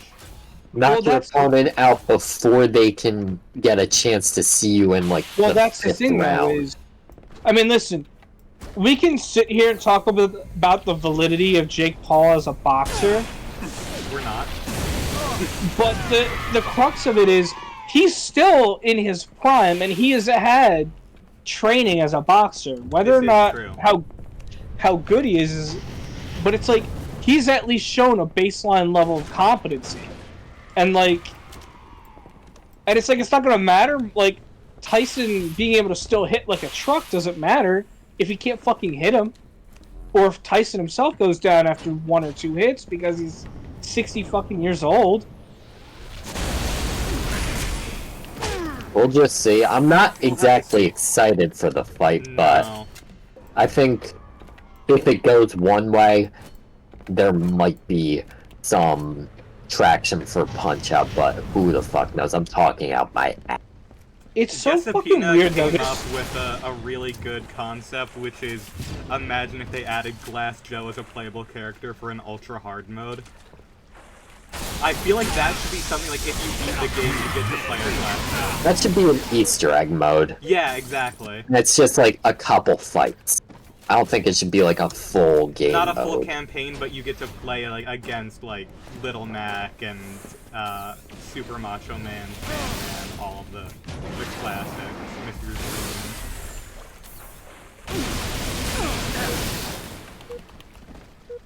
Yeah, I definitely like the idea of like either having like multiple characters to select from, or like a custom character that like you can invest like your stats into after each match. I feel like that'd get a bit too busy for Punch-Out. Just keep the Yeah. stats the same for each one. Because that's how it's been, is Lil Max is just Little Mac. Yeah. I don't know. Damn. I'm talking like if we were to do like a full like series reboot as opposed to making just an enhanced version of like the Wii Punch-Out. Right. Which, I mean, enhancing that would be amazing, because I believe that is my favorite video game. Yeah, you could realistically just release an HD version of Punch-Out Wii, and I'd be happy, but, like, I kind of want more than that. I'd be The series- disappointed, the- but the I would series buy it. deserves better, you know? Well, yeah, it doesn't deserve just Little Mac and Punch-Out. Well, in, Smash, that's nice, but, like, you know, that's like putting Captain Falcon in Smash. Like, yeah, where's our game, though? True. Technically, Mr. Game & Watch has had more recent games than Captain Falcon and Little Mac. not true. F-Zero got a 99-person mode. Shut up. That Game. you know that doesn't count. Actually, It does count because it's unironically a very fun game. Okay, fair enough. 23. They could make a That Punch you Out need to rhythm get 4 game. kills. Put I don't want to see a Hatsune rhythm Miku game. into Punch Out. Fitness boxing with Little Mac. I like the timing of it already. It shouldn't be rhythm, though. They could do that as like an alt mode or like a side game. Like one of those, you know how Nintendo occasionally does like a small like side release alongside a main release, like they did with like Star Fox Zero and Star Fox Guard. You know, because I Yeah. wasn't around for those. Fair enough. Mario 3D World and Bowser's Fury. Okay. Imagine just doing that. You release like a brand new Punch-Out that's basically, you know, classic arcade-style Punch-Out, and then they come out with a fucking Punch-Out themed rhythm game as like the side thing that you get while buying the main game. You know, Randy, your discussion about how much you like Punch-Out and everything, and how you describe it, you know what game you might like? What's that? Sekiro. I've heard of it. It's made by the Dark Souls. It's made by the Dark Souls peeps, but it's like Uh-oh. it's kind of got that similar vibe to it of encounters have like a flow and almost like a rhythm to them, because it's like the whole thing. It's not like Dark Souls where you're stuck hiding behind a shield and whatever. You're incentivized to be aggressive, so it's like there's a flow to like hitting, and then the main thing of the game is parrying hits. Okay, so learning how to, like, counter them. Yeah, basically learning like their combo strings and what have you. Because how the game works is obviously there's a health bar. There's also a posture bar, and what happens is you get that by hitting them and deflecting them. And once their posture breaks, they're open up to a death blow, so you're able to take that chunk of health immediately instead of whittling their health all the way down. Okay. It's like you have posture too, and so do they. And the posture slowly regenerates over time, but also for enemies and bosses, not just you. So it's like you have to stay aggressive. I can maybe show you the game, like share it over Discord. You could do the Steam Family Share, I think. Oh yeah. It's stuck. Yeah, I got stuck. What are you doing, step bro? I'm a girl. Why are you in the washing machine? You don't do your own laundry, you slob. Revenge. And what does it say about you? Damn.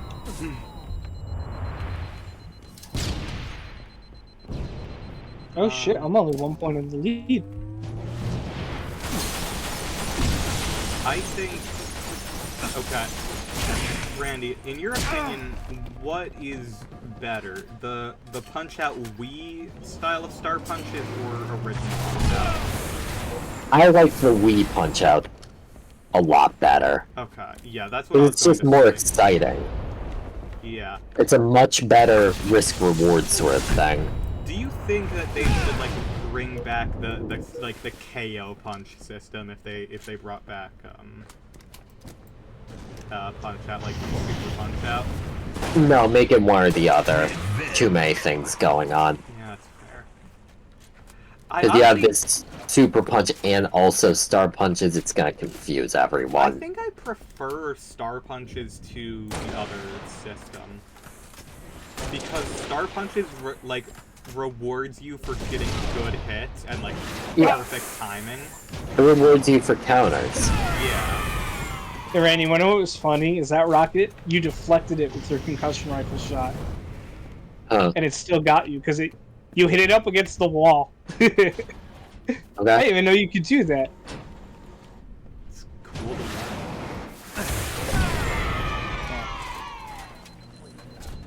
Personally, I think, like, there's a lot of stories that Nintendo has just, like, completely fucking dropped the ball on creating. I feel like they don't like making games unless they have, like, a good idea for, like, making everything better, though. Well, yeah, that's why they do it. I mean, which I appreciate. Yeah, I guess You it's know? better to not have games than to have bad games. I mean, I guess look at Star Fox. Yeah.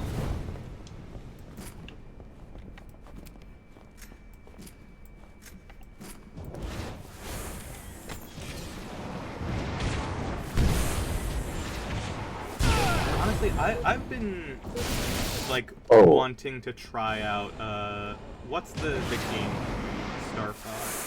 Assault? Assault. I think there's two. There's Adventures and Assault. Adventures is the Zelda-like one. Assault is the traditional Star Fox. Yeah, I kind of want to play the Zelda-like one, honestly. Just because, like, it's not supposed to be a Star Fox game. It was skinned that later. Damn. Oh my god. Oh shit. What's Alright, up? I'm shutting the fuck up. I gotta lock in. Yeah. On my screen, I did not pummel.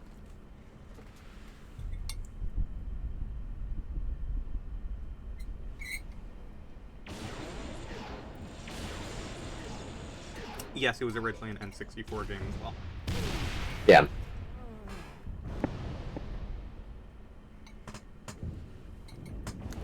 Ah.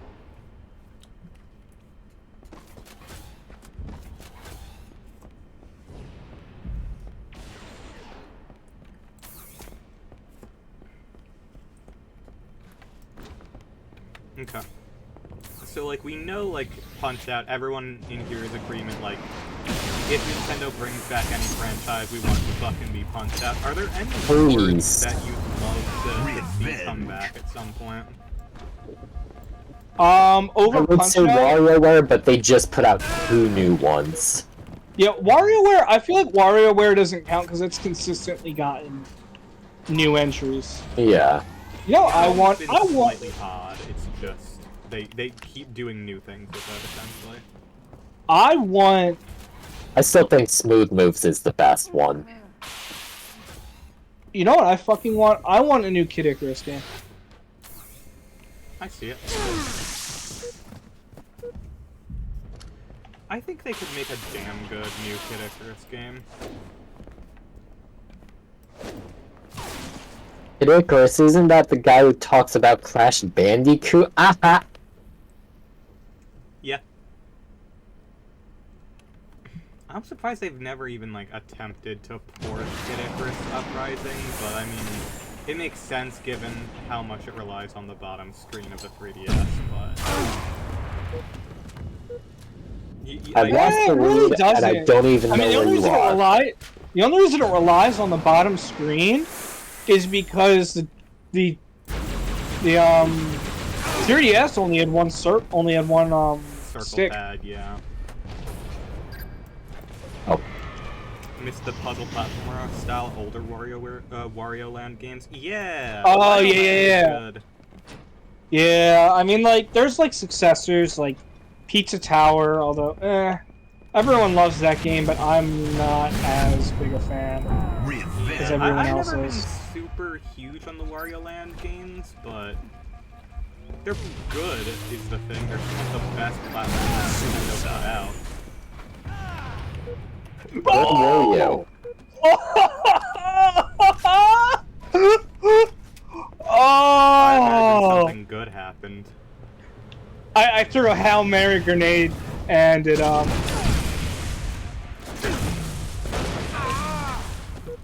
I bagged the shot off the wall because I saw you guys fighting. Bagged the shot off the wall and got Randy with it. Oh! God, Ryan, you mentioning Kid Icarus reminds me something that I know will never happen, but I do desperately want to see at some point. Is the fucking Wii reboot of Kid Icarus. I want to see that leaked. I didn't even know that was a thing. Oh, you weren't aware of this? No. The gritty, dark reboot of Kid Icarus that was being planned until Sakurai was like, nah, that's mine now. That sounds awful. I'll have to show you the concept art for it later, but it honestly, I just want to know what I want to see more of it, like genuine.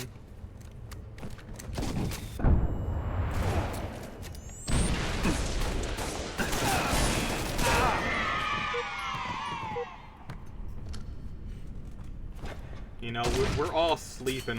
What we really want is a fucking reboot of Clue Clue Land. I don't even know what that is. Exactly.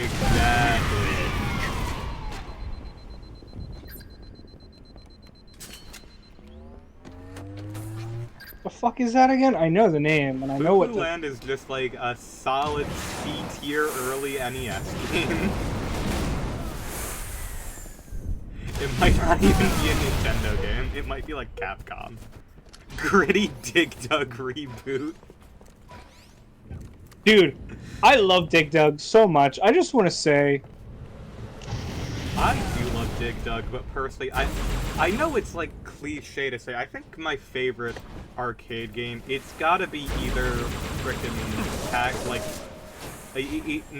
not original Pac-Man. I'm thinking of, I think it's Arrangement, Pac-Man Arrangement, Bubble Bobble or Cubert.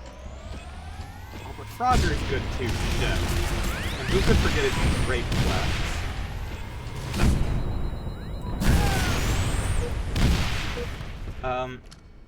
No, I think... Is it Pac-Man Arrangement? I need to check.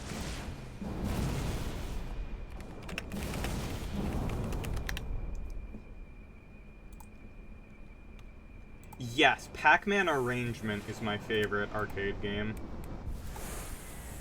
It is so fucking good. It's just like a better Pac-Man. Also, hot take, I am an avid Dig Dug 2 defender. There's a Dig Dug 2? Yes. Randy, you wanted that assassination so bad, I saw it. I love Bubble Bobble. Didn't they do like some big like remaster of it or something? Yeah, they did. They've done Bubble Bobble 4, Bubble Bobble 5. They have made more Bubble Bobbles. They're quite honestly decent. Like, they're not bad at all. Interesting. I'm getting off. Alright. Later, Randy. Alright, buddy. See you later. Have a good one. Have a good one. Honestly, I'm cool just chatting and talking about games right now. Alright, well then I will screen share. Alright. Well, I was kind of hoping to show him Sekiro before he left, but... Yeah. I mean, he's probably busy packing and stuff like that. The dude's gotta move at some point, and then he has to move again, so... Can't blame him. Yeah. Personally, I am a big frickin' fan of... Like, I love classic arcade games. Oh! Have you ever fucking played, Annalyn? No. Oh, Annalyn is fucking phenomenal. I've never heard of it. It's a brand new arcade game. I'll send you the Steam store page for it. It's so freaking good. Hold on. It's only $5, and it is genuinely like so fucking good. It's interesting. It's very similar to like. It's like somewhere between like Mappy and Pac-Man. It's really fucking good. Yeah, I do. It's one of those games that I just pick up and enjoy playing. Yeah. Because right now I'm going through Sekiro trying to get all the trophies. Ah. Yeah, I just sent it over to you. Oh, Mr. Driller is part of the Dig Dug franchise? I didn't know that.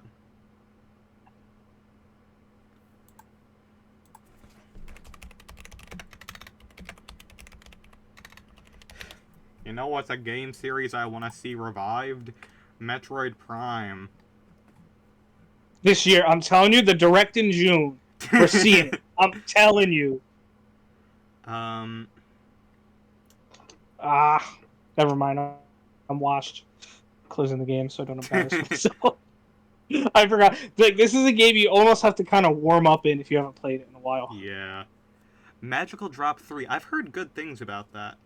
Technically a spin-off of the Dig Dug games. I did not know that. I thought they were just different things. Huh.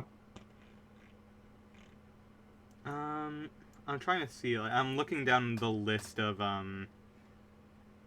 Nintendo franchises, and I'm trying to think, like, trying to look and see like which ones we haven't seen in a while. It would be cool to see like a modern version of like. They could have made a Rob with Labo, but they didn't.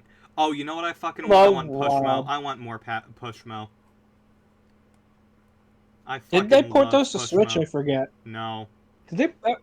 No, they're like one of the few IPs stuck on 3DS and Wii U, and now there is no way to buy any of them because they were download only.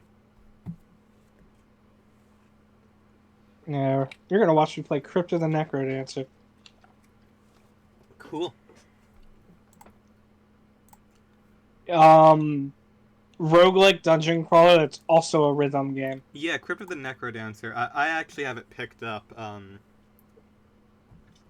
I enjoy it. It's fun. I think I'm going to hop on to either. I guess I'll grind out some more Fortnite. I might as well. Fortnite Battle Pass. I have a feeling at some point we'll see another Excite game series randomly when no one expects it. There were a series of Excite vehicle games on the Wii, and they were actually pretty fucking good.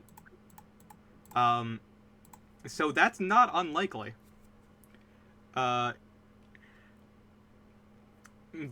You know what I wish Nintendo had like a way of doing again? The 3D classics of the NES games they made before.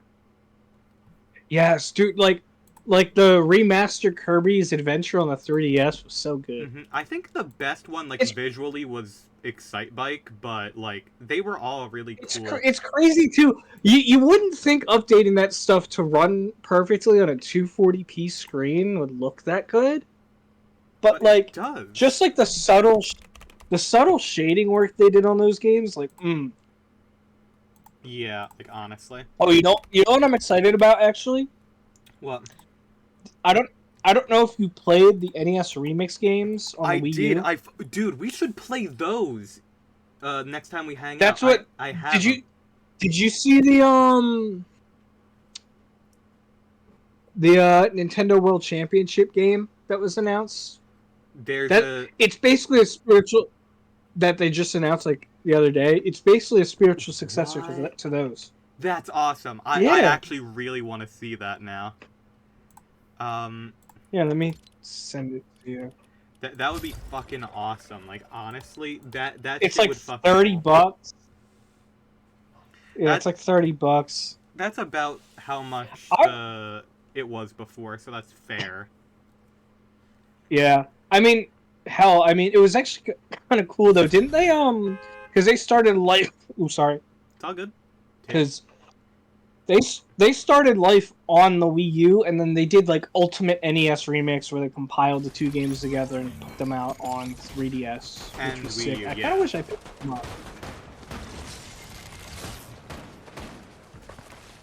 I think I got it at our local game store for only like $15-20. That's honestly one of my favorite things about owning a Wii U back then, when it was a complete failure, those games became dirt cheap. Like, a month after launch. If you go to any fucking, like, second-hand game store, they fucking littered the shelves, and it was so cheap. The only Wii U game I think I ever struggled to get my hands on was fucking Splatoon, and man, you know what? It was worth the hours of driving to different stores to pick up Splatoon.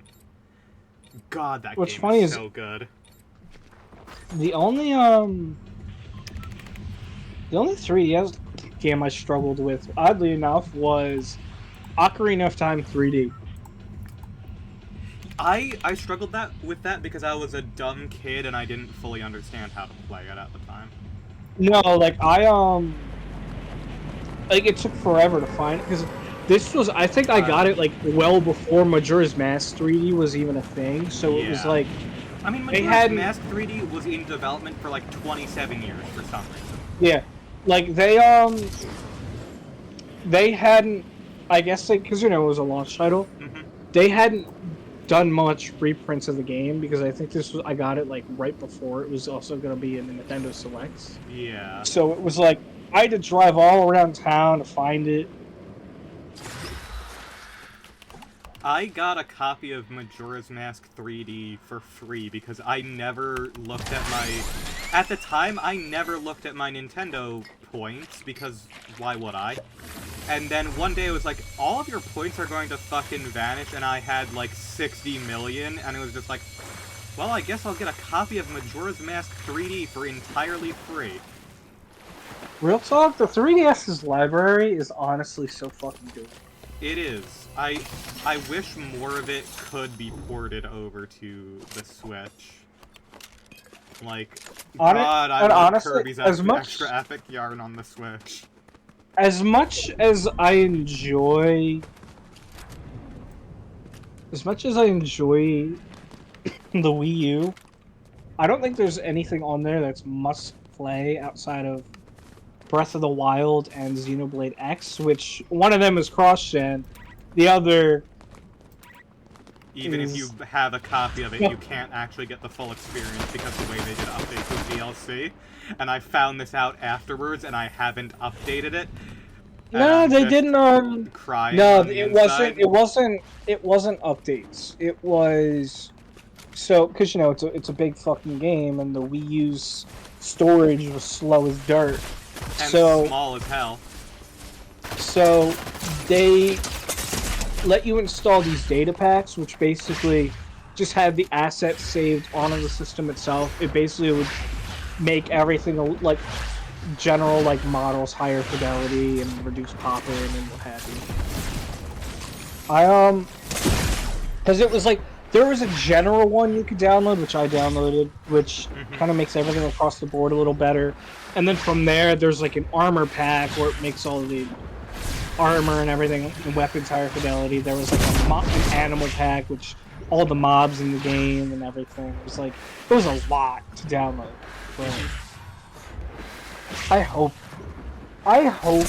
that game gets a remake or a remaster on the next Switch, because I think that game is still the best looking Xenoblade game. Probably. I think because the world design and art direction is stellar, and also it's not covered in smeary TAA, so background details are still sharp. Oh yeah, I forgot to tell you this. I wanted to mention this. I realized something yesterday. I have been playing Fortnite at 66% resolution scale, and I never noticed because I have DLSS on. Yeah.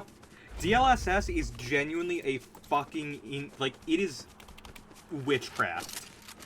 Like when you're at like 1080p, you notice the image gets a little soft. But for 1440p and 4K at normal monitor sizes, that shit is insane. Like, I don't care. Like, people are like, oh, FSR is good enough. Like, no, it's not. I'm sorry. It is night and day between the two. I'm like...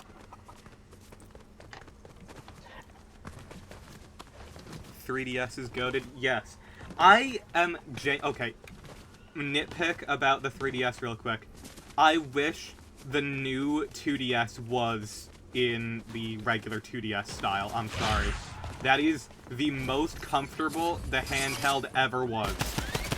Dude, people knocked on it, but dude, It is the normal best. 2DS, so fucking comfortable. It's so cheap. That shit was like $80, $70, $80, something like that. It was $50 and not 50. It was $70 and it came with a copy of Mario Kart 7 every time. Like no. All-time greatest deal in gaming. Still over here on a 720p second monitor. I had a 720p secondary monitor for the longest time. My secondary monitor is literally a hand-me-down. Most of my setup has been stuff I've literally found at yard sales and flea markets that I have thrown together. I don't even have a second monitor, and my day job is tech work, so... I need more. Never get a second monitor because you will desire more. I'd be fine with 2. I don't think I'd need 3. No, you don't understand. You don't understand. As soon as you realize how efficient 2 is, you're like, oh god, no, I need more.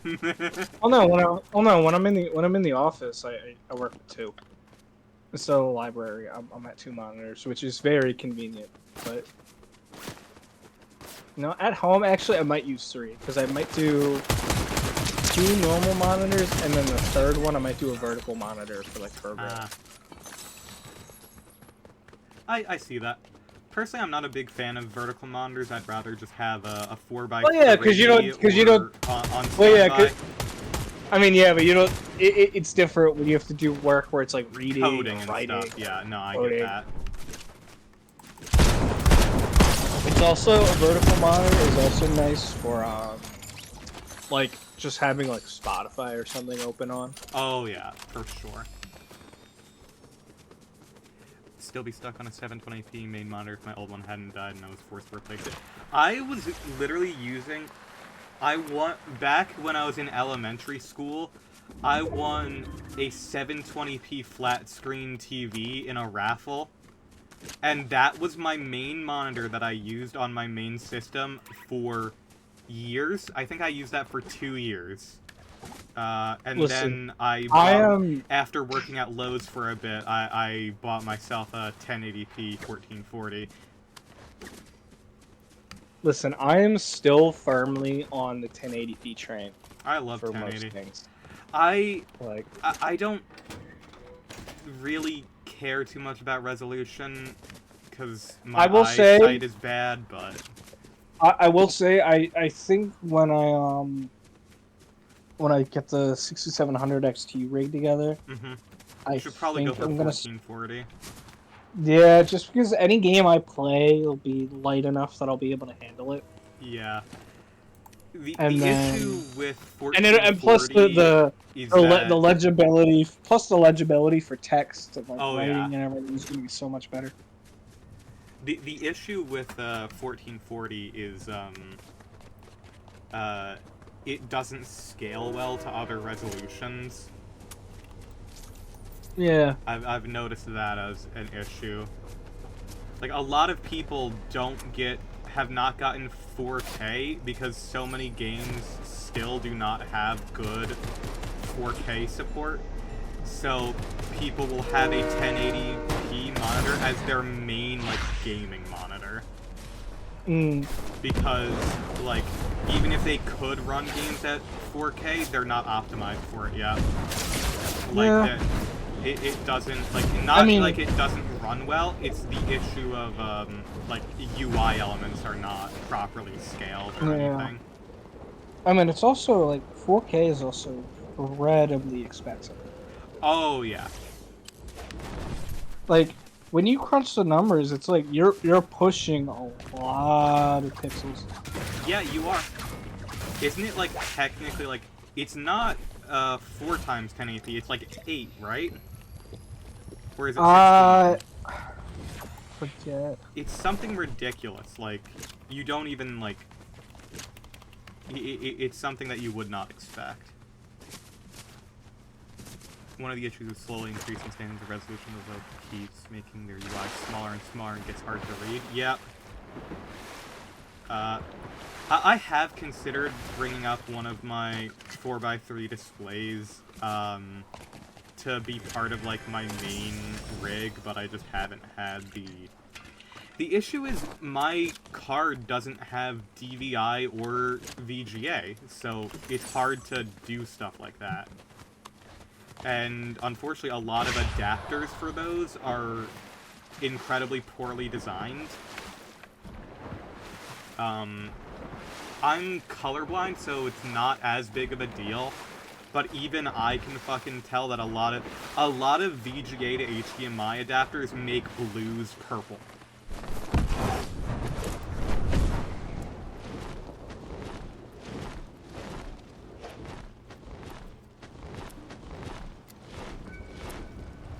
But my colorblindness is mostly between greens and yellows. Which is apparently uncommon because that's where human eyes should see the best and the most amount of color. So that's interesting. I'm a fucking freak, apparently.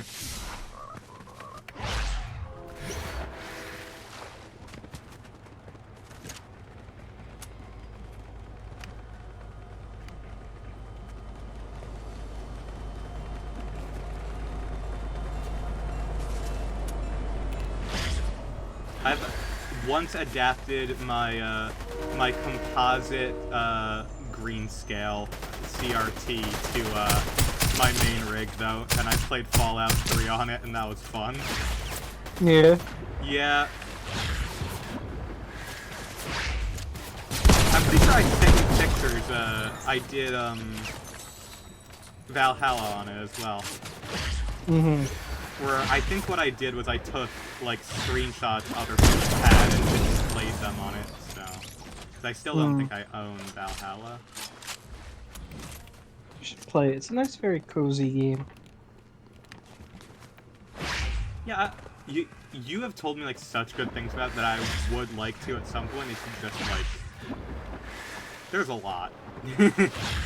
Yeah, I mean, it's not that long of a game either. Yeah, that's fair. But I'll be honest, most of my time recently has been reading and applying for jobs. There was a listing for the post office, and I'm like, that might be a decent, like, long time thing. Yeah. And finally, I'd have a reason to go postal properly.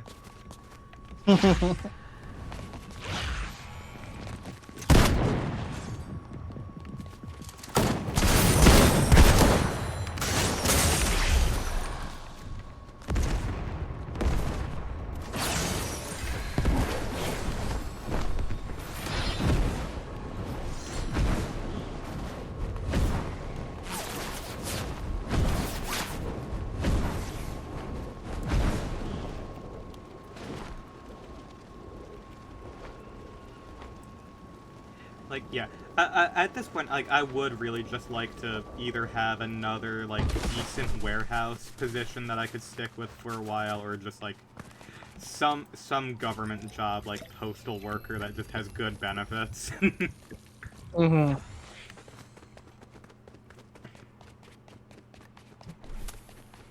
But hey, I can't be picky. I've told you this before, it's like, my plan is no matter what I get next, I want to try to stick with it for as long as I possibly can. Yeah.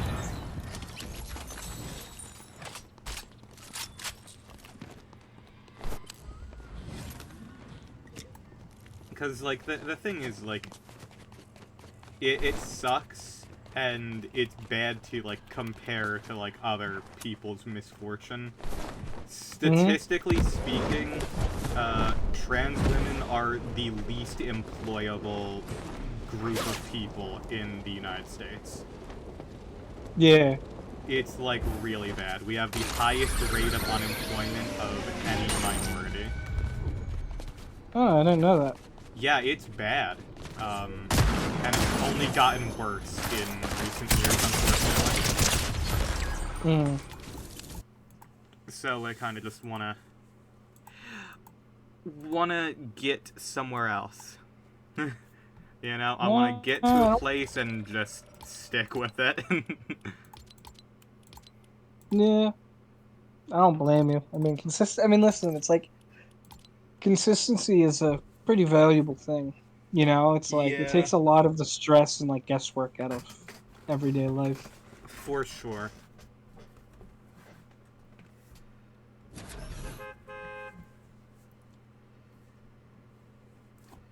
That was like my favorite thing about working at Lowe's is they had me working a constant, consistent schedule.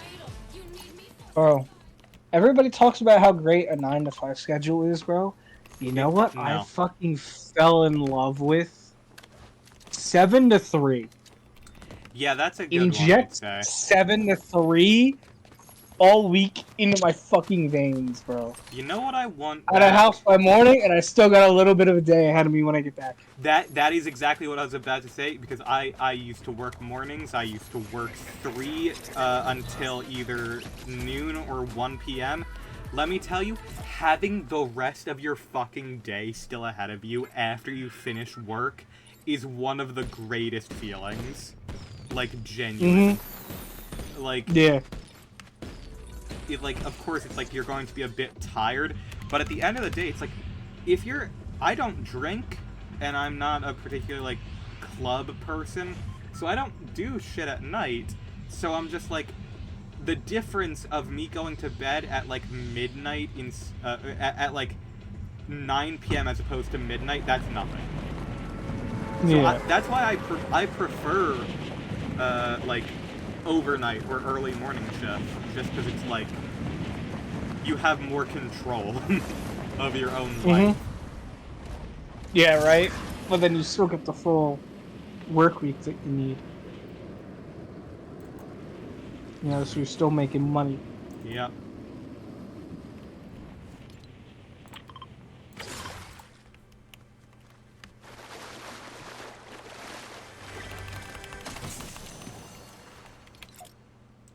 Like, I don't know. I can't complain too much because, you know, I don't have a particularly, like, bad situation. It's just, you know, you want better. Yeah, no, I get you.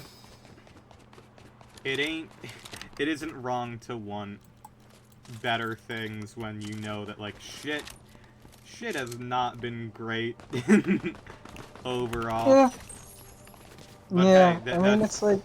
that's a issue with just our world right now. It's not just me. Yeah, I mean, listen, it's like, you should always strive for better. You know, for Yeah. yourself, for other people. You know, it's like... Man, when you're happy, then you can slow down and settle down. The thing is like, I want to work in just like warehouses or like something like doing like the shipping and stuff with like the post office, because I'm just like, that's stuff that I enjoy doing. I do enjoy monotonous labor, and like motherfuckers need it's to do almost that like... shit, you know? It's like you go in, you do it, you get out. You know, it's like you don't gotta think about it. It's funny, I'm the opposite. but it's not mentally draining. It's funny, I'm the opposite. I need a fucking job that has me always thinking and doing different shit. Because if it's a week of the same bullshit, by the end I'm like itching to like, all right, I need something different. Dude, I've said this forever.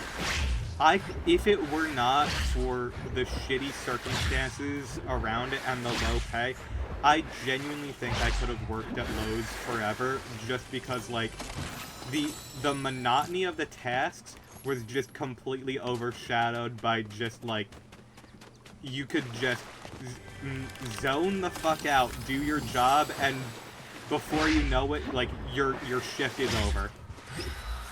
And it's just like, oh, cool.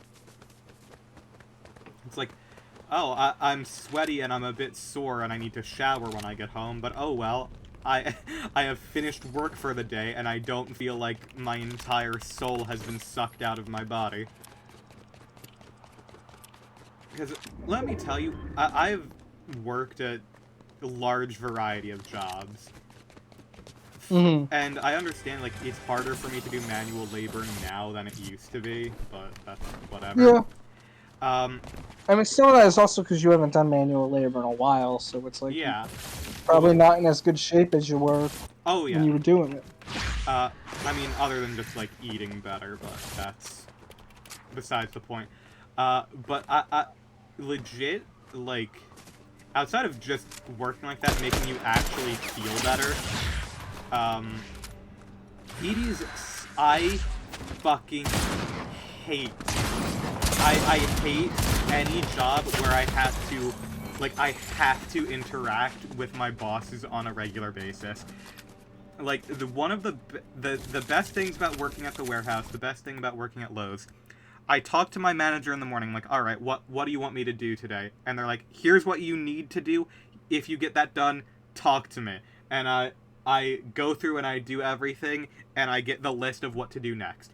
And that was it. I don't have to, I don't have to, like, interact with people that I don't want to. I can just be in my own fucking head the entire time.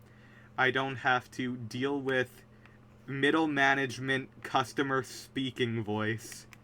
I can just fucking exist. Mm.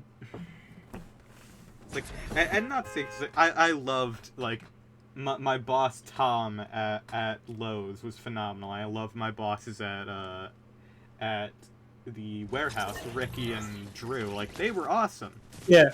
But it's just like, working at Adidas is just like, I don't want to talk to any of my coworkers.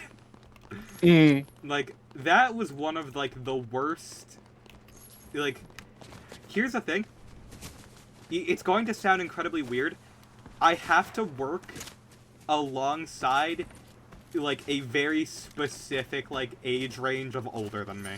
I cannot work alongside people who are the same age as me, and I especially cannot be a fucking, like, my boss cannot be the same age as me. That's wrong.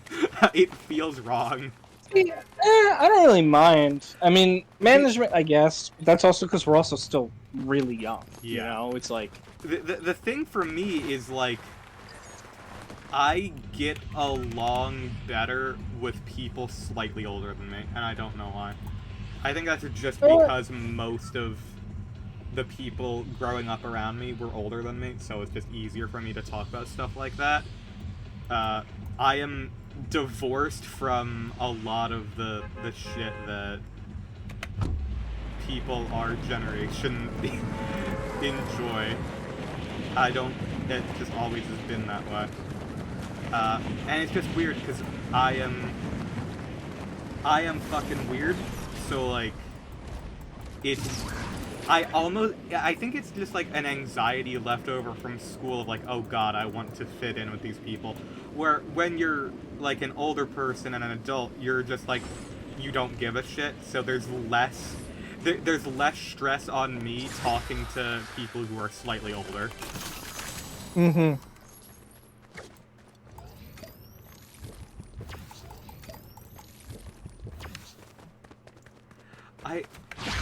I'm also going to be honest, I feel like our generation sees, like, our younger generation, we see things in, like, the most negative way possible, to be brutally honest. Where, like, a lot of times, like, the older people I worked with who were, like, very much conservative, the conservative, like, old men that I worked at in fucking warehouses who were delivery drivers, they were more accepting of me being transgender than the people my age working at Adidas who should know better. Yeah, I mean, because a lot of them are just old enough to not really Give a shit. Yeah, exactly. But I've noticed that overall is, like, genuinely, I've had better experiences in warehouse environments and shit like that. And I think the reason is just because people see you, they see you doing your work, and they're like, I don't give a shit. They're a good coworker and a good dude. I don't give a shit what they say. Mm-hmm.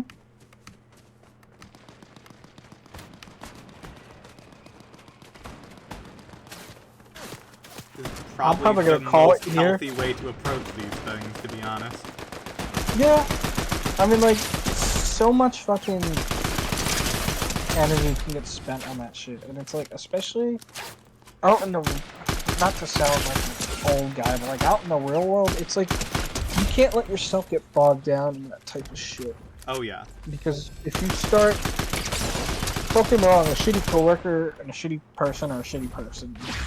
But like sometimes, like, you just have to tolerate it, you know? And it's like, does that sound a little defeatist? Sure, but it's like... You wanna know what happens? You just learn to avoid that coworker. It's like legit, I've done you that. gotta... You just gotta do what you gotta do to get by. Yeah, exactly. Because if you get too caught up in that type of stuff, like, you'll go nuts. Yep. Like, I'm... That's the thing, is when I was working at Lowe's, I made all of my political opinions as fucking neutral as possible and never talked about it. Because I'm just like, it's not worth getting into arguments with you people. Like, I don't... Like... Literally, I don't even discuss politics with my friends. Like, generally, I know where they stand, I know they're all good enough people. Yeah, exactly. It's like... I know as long that... as you're not a... Like, as long as you're not a bigot, I don't care. Exactly. Because anytime that stuff gets talked about, it's like... The fact of the matter is, most people are better than you think they are. Like, yeah. Society at large is genuinely kinder than what it appears online. Yeah. Like, that's another thing. It's easy when you're online all the time, it's like... It's easy to get a defeatist attitude when you're seeing nothing but the worst. Yeah, and it's like most people are alright. You know, it's like... And it's like, obviously, I'm also speaking from a place of privilege, admittedly, as like a straight white dude. But it's like... So far. And some of it is naivety for sure. But it's like, a lot of stuff comes from a place of ignorance rather than like outright hate. And it's like I had this discussion with people the other day, and actually it ended with me getting banned from the server. But well, but like, okay,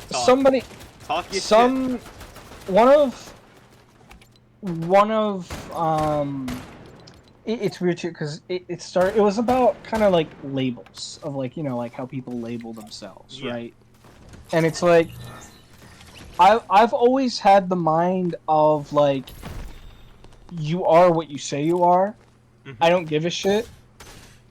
But it's like, it's funny because the person who started the conversation is a trans woman, so it was like, she shared like a screenshot of somebody's Discord bio, and it was like, I forget specifically what it was because I can't just go back and check. I'm not on the server anymore. But it was like, she was like questioning like how many, like, okay, is all this like really necessary? And it's like, it kind of got me thinking of like especially when, because, you know, I don't know how you approach yourself with your labels, but it's like, the way I've always looked at it is that stuff is for other people as like an educational thing. Yeah. And I kind of, you know, I kind of jumped into the conversation because, you know, it was kind of interesting. And I was like, so is there a limit for how, like, I kind of proposed of like, should there be a limit on how much people, like, labels go into like bios and shit? Because it's like, because to me it's like, don't get me wrong, if it's just descriptors of you, load that shit up. But if you're looking at it from the perspective of, I'm trying to educate people and make this easier for them, then it's like, you want to start things off slowly and give them the path of least resistance, I guess. Because it's like, Because it's like the people who aren't hateful, the people who just don't know They and just don't just know. need to be taught that stuff, they are so important. Like not to make it political, but they are so important to keep on our side and keep them around, lest, people get their rights taken away. But it's Hmm. like, so I was like, I was just kind of like, if I think what it was is it was like, I was like, so if the labels are supposed to be like educational, why are they loading everything up like right off the bat? Just all this stuff, and it was like, it was coming from a place of like genuine, because I'm Yeah. like, shock to the shock of everybody, I am not queer.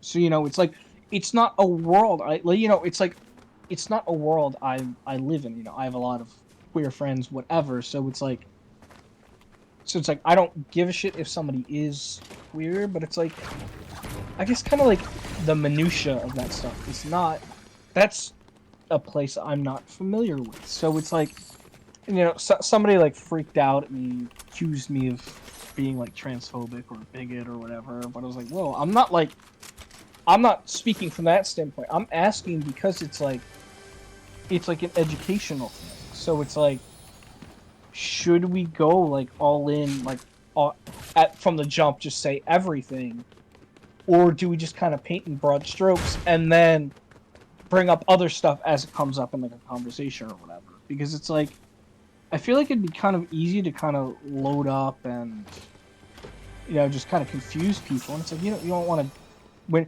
when you're trying to teach people about how this shit works.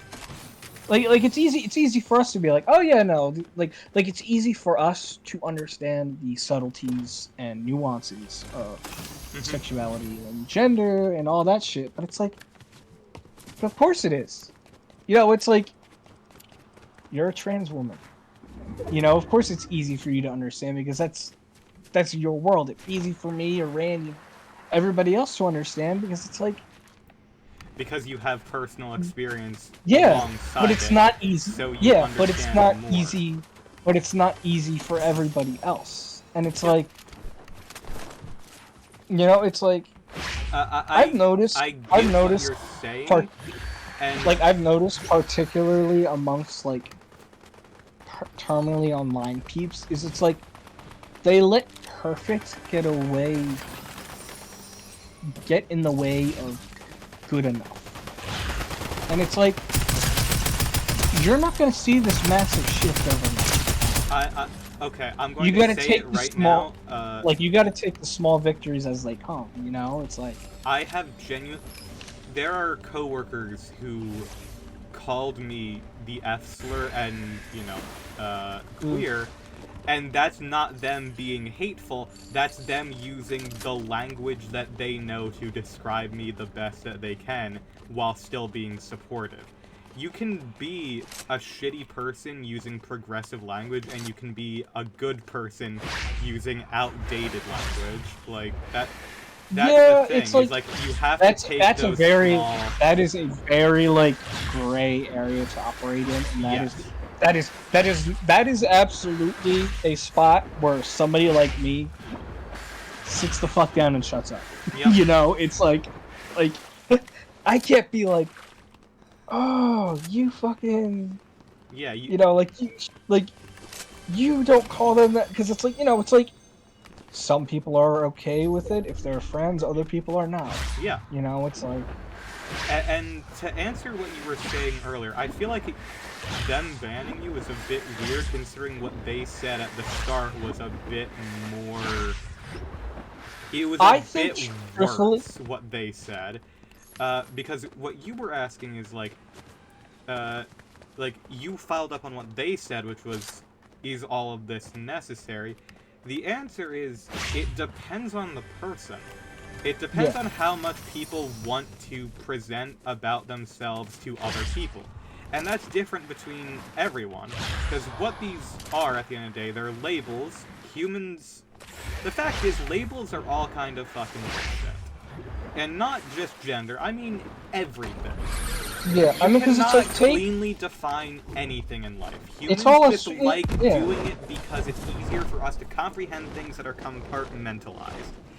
And here's the thing.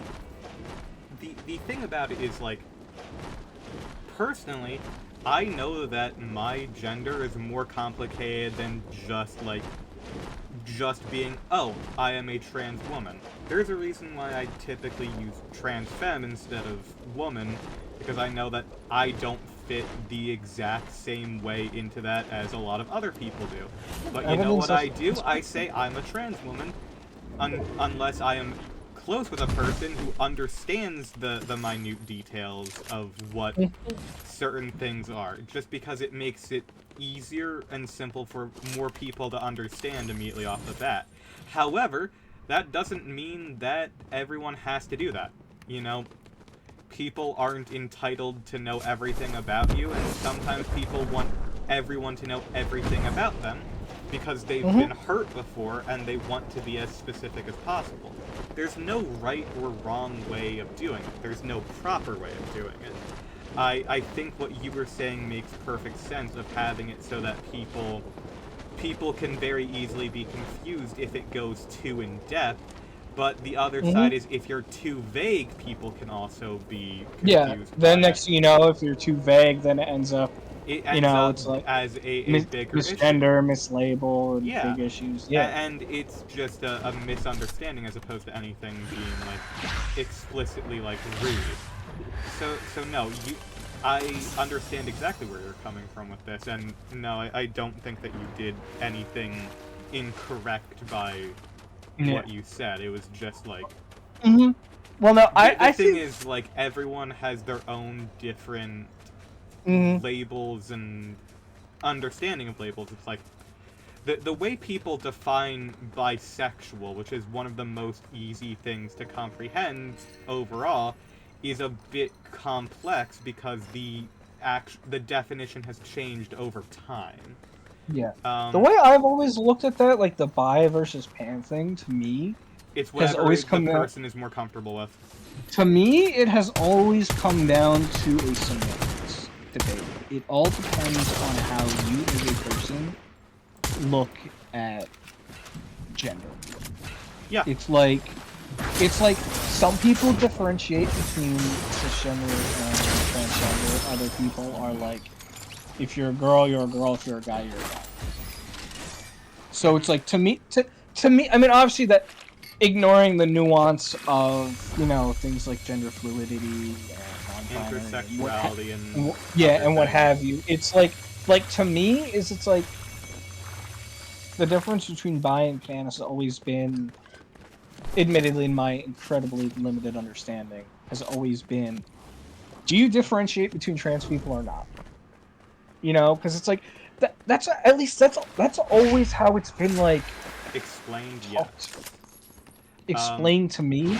I can't say I quite understand it, because to me it's almost kind of backwards, because it's like, I don't know. I can explain why. Like, that used to be... I understand why it's done that way. To me, it's like the differentiation between them has always been a bit odd to me. Yeah, it is a bit of an odd differential for a lot of people. It used to just be described as, like, bisexuality. It used to be pretty much exclusive for attraction towards people who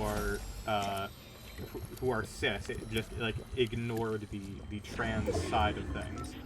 Now and over time, like, and pansexual used to be, like, directly, correlated to, it included attraction to transgender people, which is why I've always, like, associated more with that label, because that's what I grew up alongside.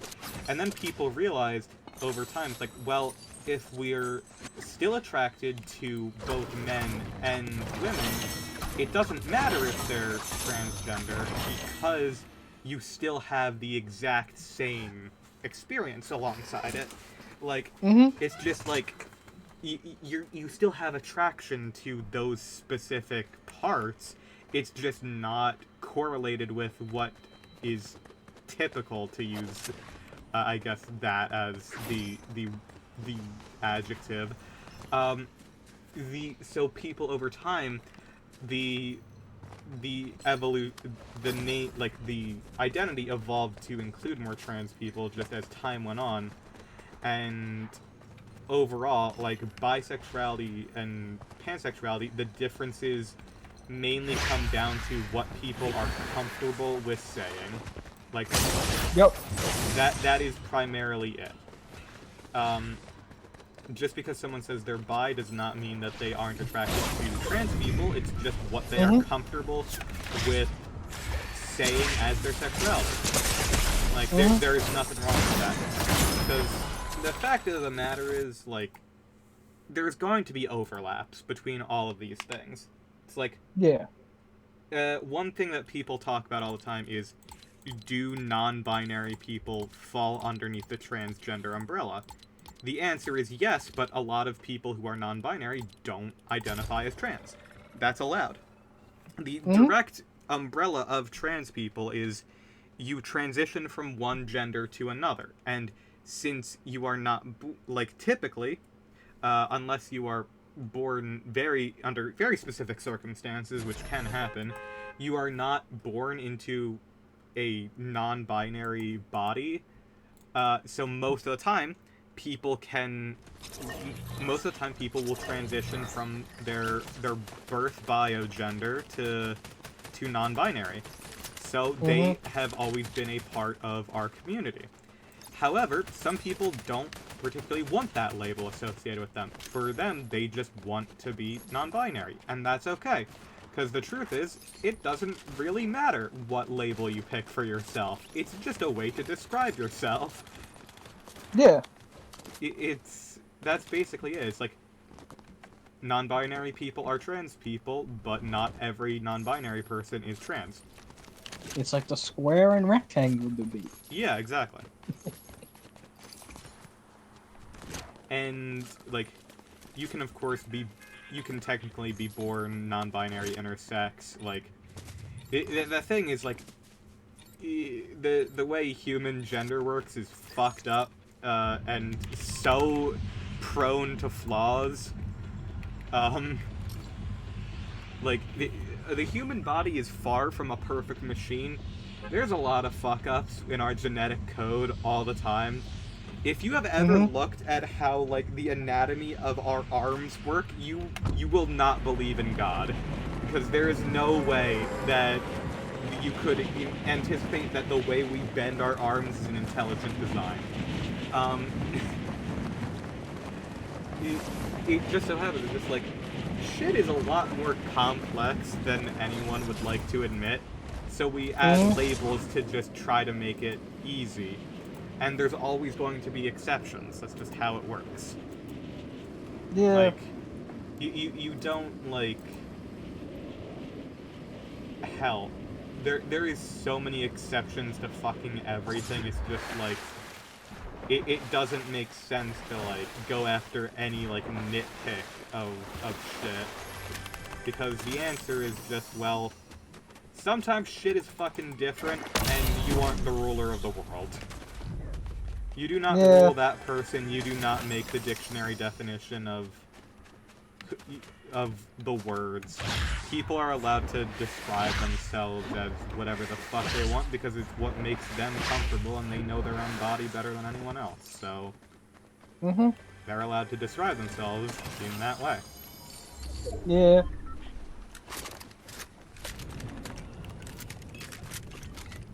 I'm probably gonna call it here, though. I'm gonna go for a run. Alright. Get myself Have a good moving time, again. man. Yup. Good talk, Ray. Good Enjoy talk. your Fortnite. I'm probably going to hop off as well, honestly. Yeah, better get a W. I got a Not W real earlier life. today. I don't need to get any more. I'm just grinding.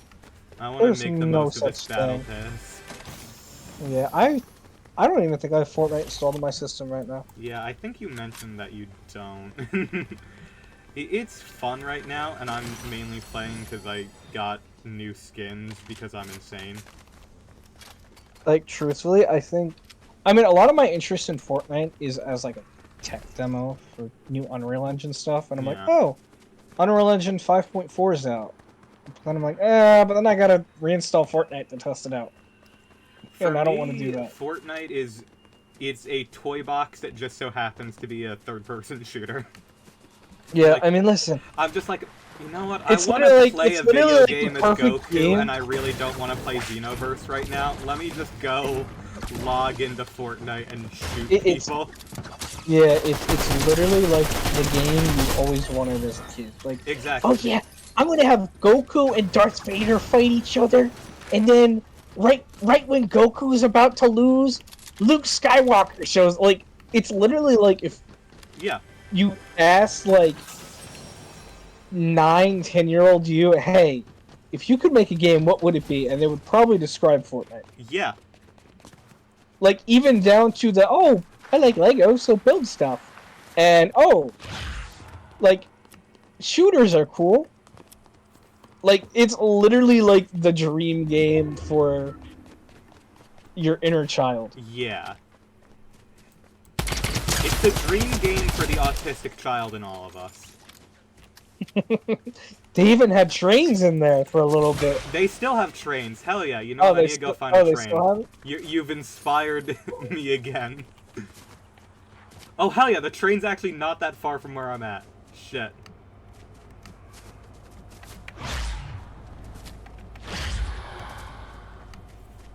It's weird to me that you're an autistic person who doesn't like trains.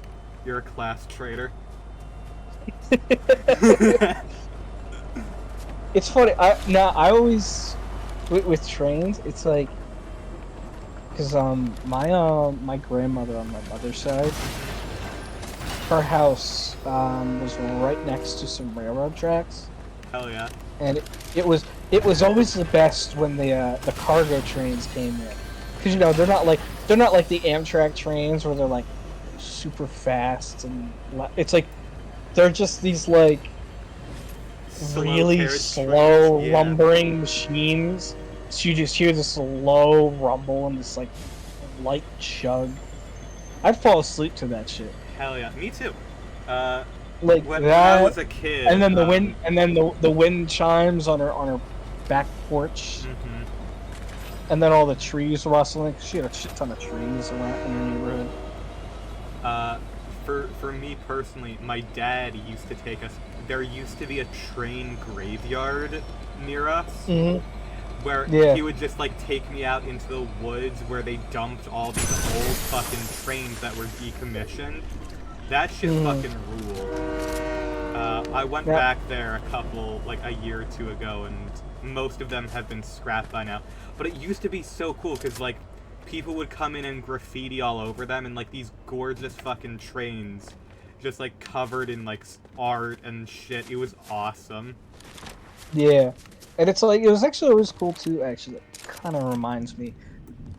Driving up to my aunt and uncle's for Christmas every year, because how it goes is we go see my great aunt and uncle on my dad's side, and then we go to my aunt and uncle on my mom's side. And when we go up to my great aunt and uncle, on the way up, on the road, like right before you turn into their neighborhood, there was like a junkyard or a scrapyard, and you drive by and it would just be right by the fences. It was like in kind of like a foresty area, but like right by you would see like old like trucks. There was like an old airplane. Yeah. That was just I'd be like, oh, this is so sick. There are pictures of me and my dad and my grandfather in a scrapyard together that was owned by a former military guy who had bought out all of the decommissioned vehicles. So he had like freight planes. This dude had fucking like fighter jets and like shit that I'm pretty sure was classified. And you could just, like, pick parts off of it, and, there's a picture of me in a fucking fighter jet at, like, 4 years old. Because my dad was getting parts for his 67 Galaxy, I think it is. Nice. Man, like that shit's awesome. That shit sounds like a COD map. It basically is. If you've ever been to a scrapyard, that's what it is. It's Yeah. piles upon piles of mainly cars, but it's like plane parts and shit a lot of the time. And that's probably because we have a lot of military bases near us, and also because we used to have some of the land speed vehicle records. And that's because, you know, if you have decommissioned military vehicles, the insane people who live in the woods are eventually going to find those, buy the engines, and figure out how to get them to work inside of their car. And that's how they made the original land speed vehicles.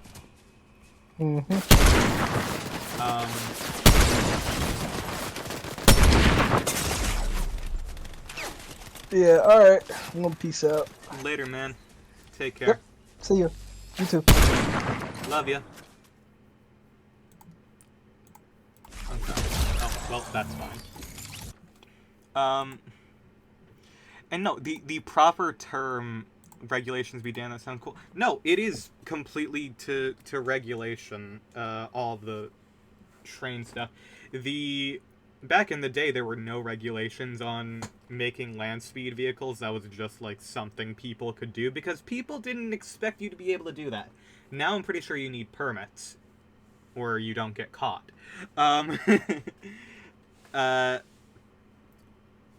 The proper term for where they scrap trains is a train graveyard. At least that's how it's always been said to me. Yeah. Also, to Ellie in chat, the thing with Fortnite is just, it is a third-person shooter. You just go around, 199 people are dropped into one map. You gather a bunch of weapons and kill each other until only one person remains. And there's just a whole bunch of different character skins that you can have. It's just like, you go down, like, Goku, Piccolo, Cell, Frieza, bunch of My Hero characters, Spider-Man and Spider-Girl, Leon Kennedy and Claire, Redfield. You have Avatar characters. There's just a lot of stuff. You know, you also have Snake and, like, Demogorgon from Stranger Things. There's a lot of things in this game. Let's see. Yeah. Oh, yeah, and there's, like, Peter Griffin and stuff. But there's a lot of different, It's mainly just... The game is very simple. It's just shoot people. You are dropped onto an island, gather weapons, kill people. But you can just pick up different skins and stuff. And occasionally there are events like Star Wars and stuff. It's a lot of characters. I've only been playing for about 2 years now, so... I only started when the Dragon Ball stuff came in. There's a whole bunch of, like, Marvel stuff and things that I've missed since, I think, 2016 or something. But yeah, it's, interesting, like... And there's, like, music artists and stuff, like, you have, like, Billie Eilish and stuff. It's pretty interesting. There's a lot of their own designs, which are typically pretty cool. I like a lot of them. And, you know, you have Star Wars characters. Not sure what I should do with the knowledge of Fortnite, but I have it now. I don't know. It's fun. It's just a fun little sandbox thing. That's basically it. I just enjoy the fact that I am able to play as characters that received, what, like, under 5 minutes worth of actual screen time in their original series. And I get to actually, you know, because I actually like those characters, I actually get to play as them in a video game. That's pretty fucking cool. That is the main appeal, is just, I can... It's a toy box. I get to play with action figures. That's what it is. Alright. It has been... Oh, wow, this is a long fucking stream. Alright. Seemed dangerous because that would mean twice in a row I've allowed you to influence how I spend my time. Stop listening to me. I've told you this before. I'm an idiot. Can't wait for Shadow the Hedgehog to be dropped in. Not impossible. Not impossible. Especially since they have Lego Sonic already. Oh yeah, no, wait. There is a... That was leaked. There is going to be a small Sonic collaboration, but it's just going to be the Genesis sprite of Sonic as one of the back blings. Back blings or backpacks or whatever. You can get these little things that you can put on the back of your character. And one of the things that's going to happen is it's going to be like a Sonic thing. Like how this is like the hologram thing, that's basically what it's going to be. Oh, also Momo. The Momo in the bag is a pretty good one.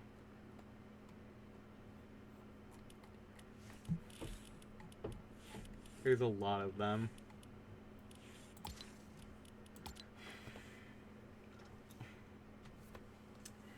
Who knows? If the Sonic stuff sells, they very well might put in Shadow the Hedgehog, but they're going to be cowards. Entertaining stream. I'm going to go back to watching SAO once you end stream. Yeah, I think I'm going to head out because everyone else has, so I think that's it for tonight. So, thank you for tuning in. Lots of love. Take care and enjoy the rest of your night.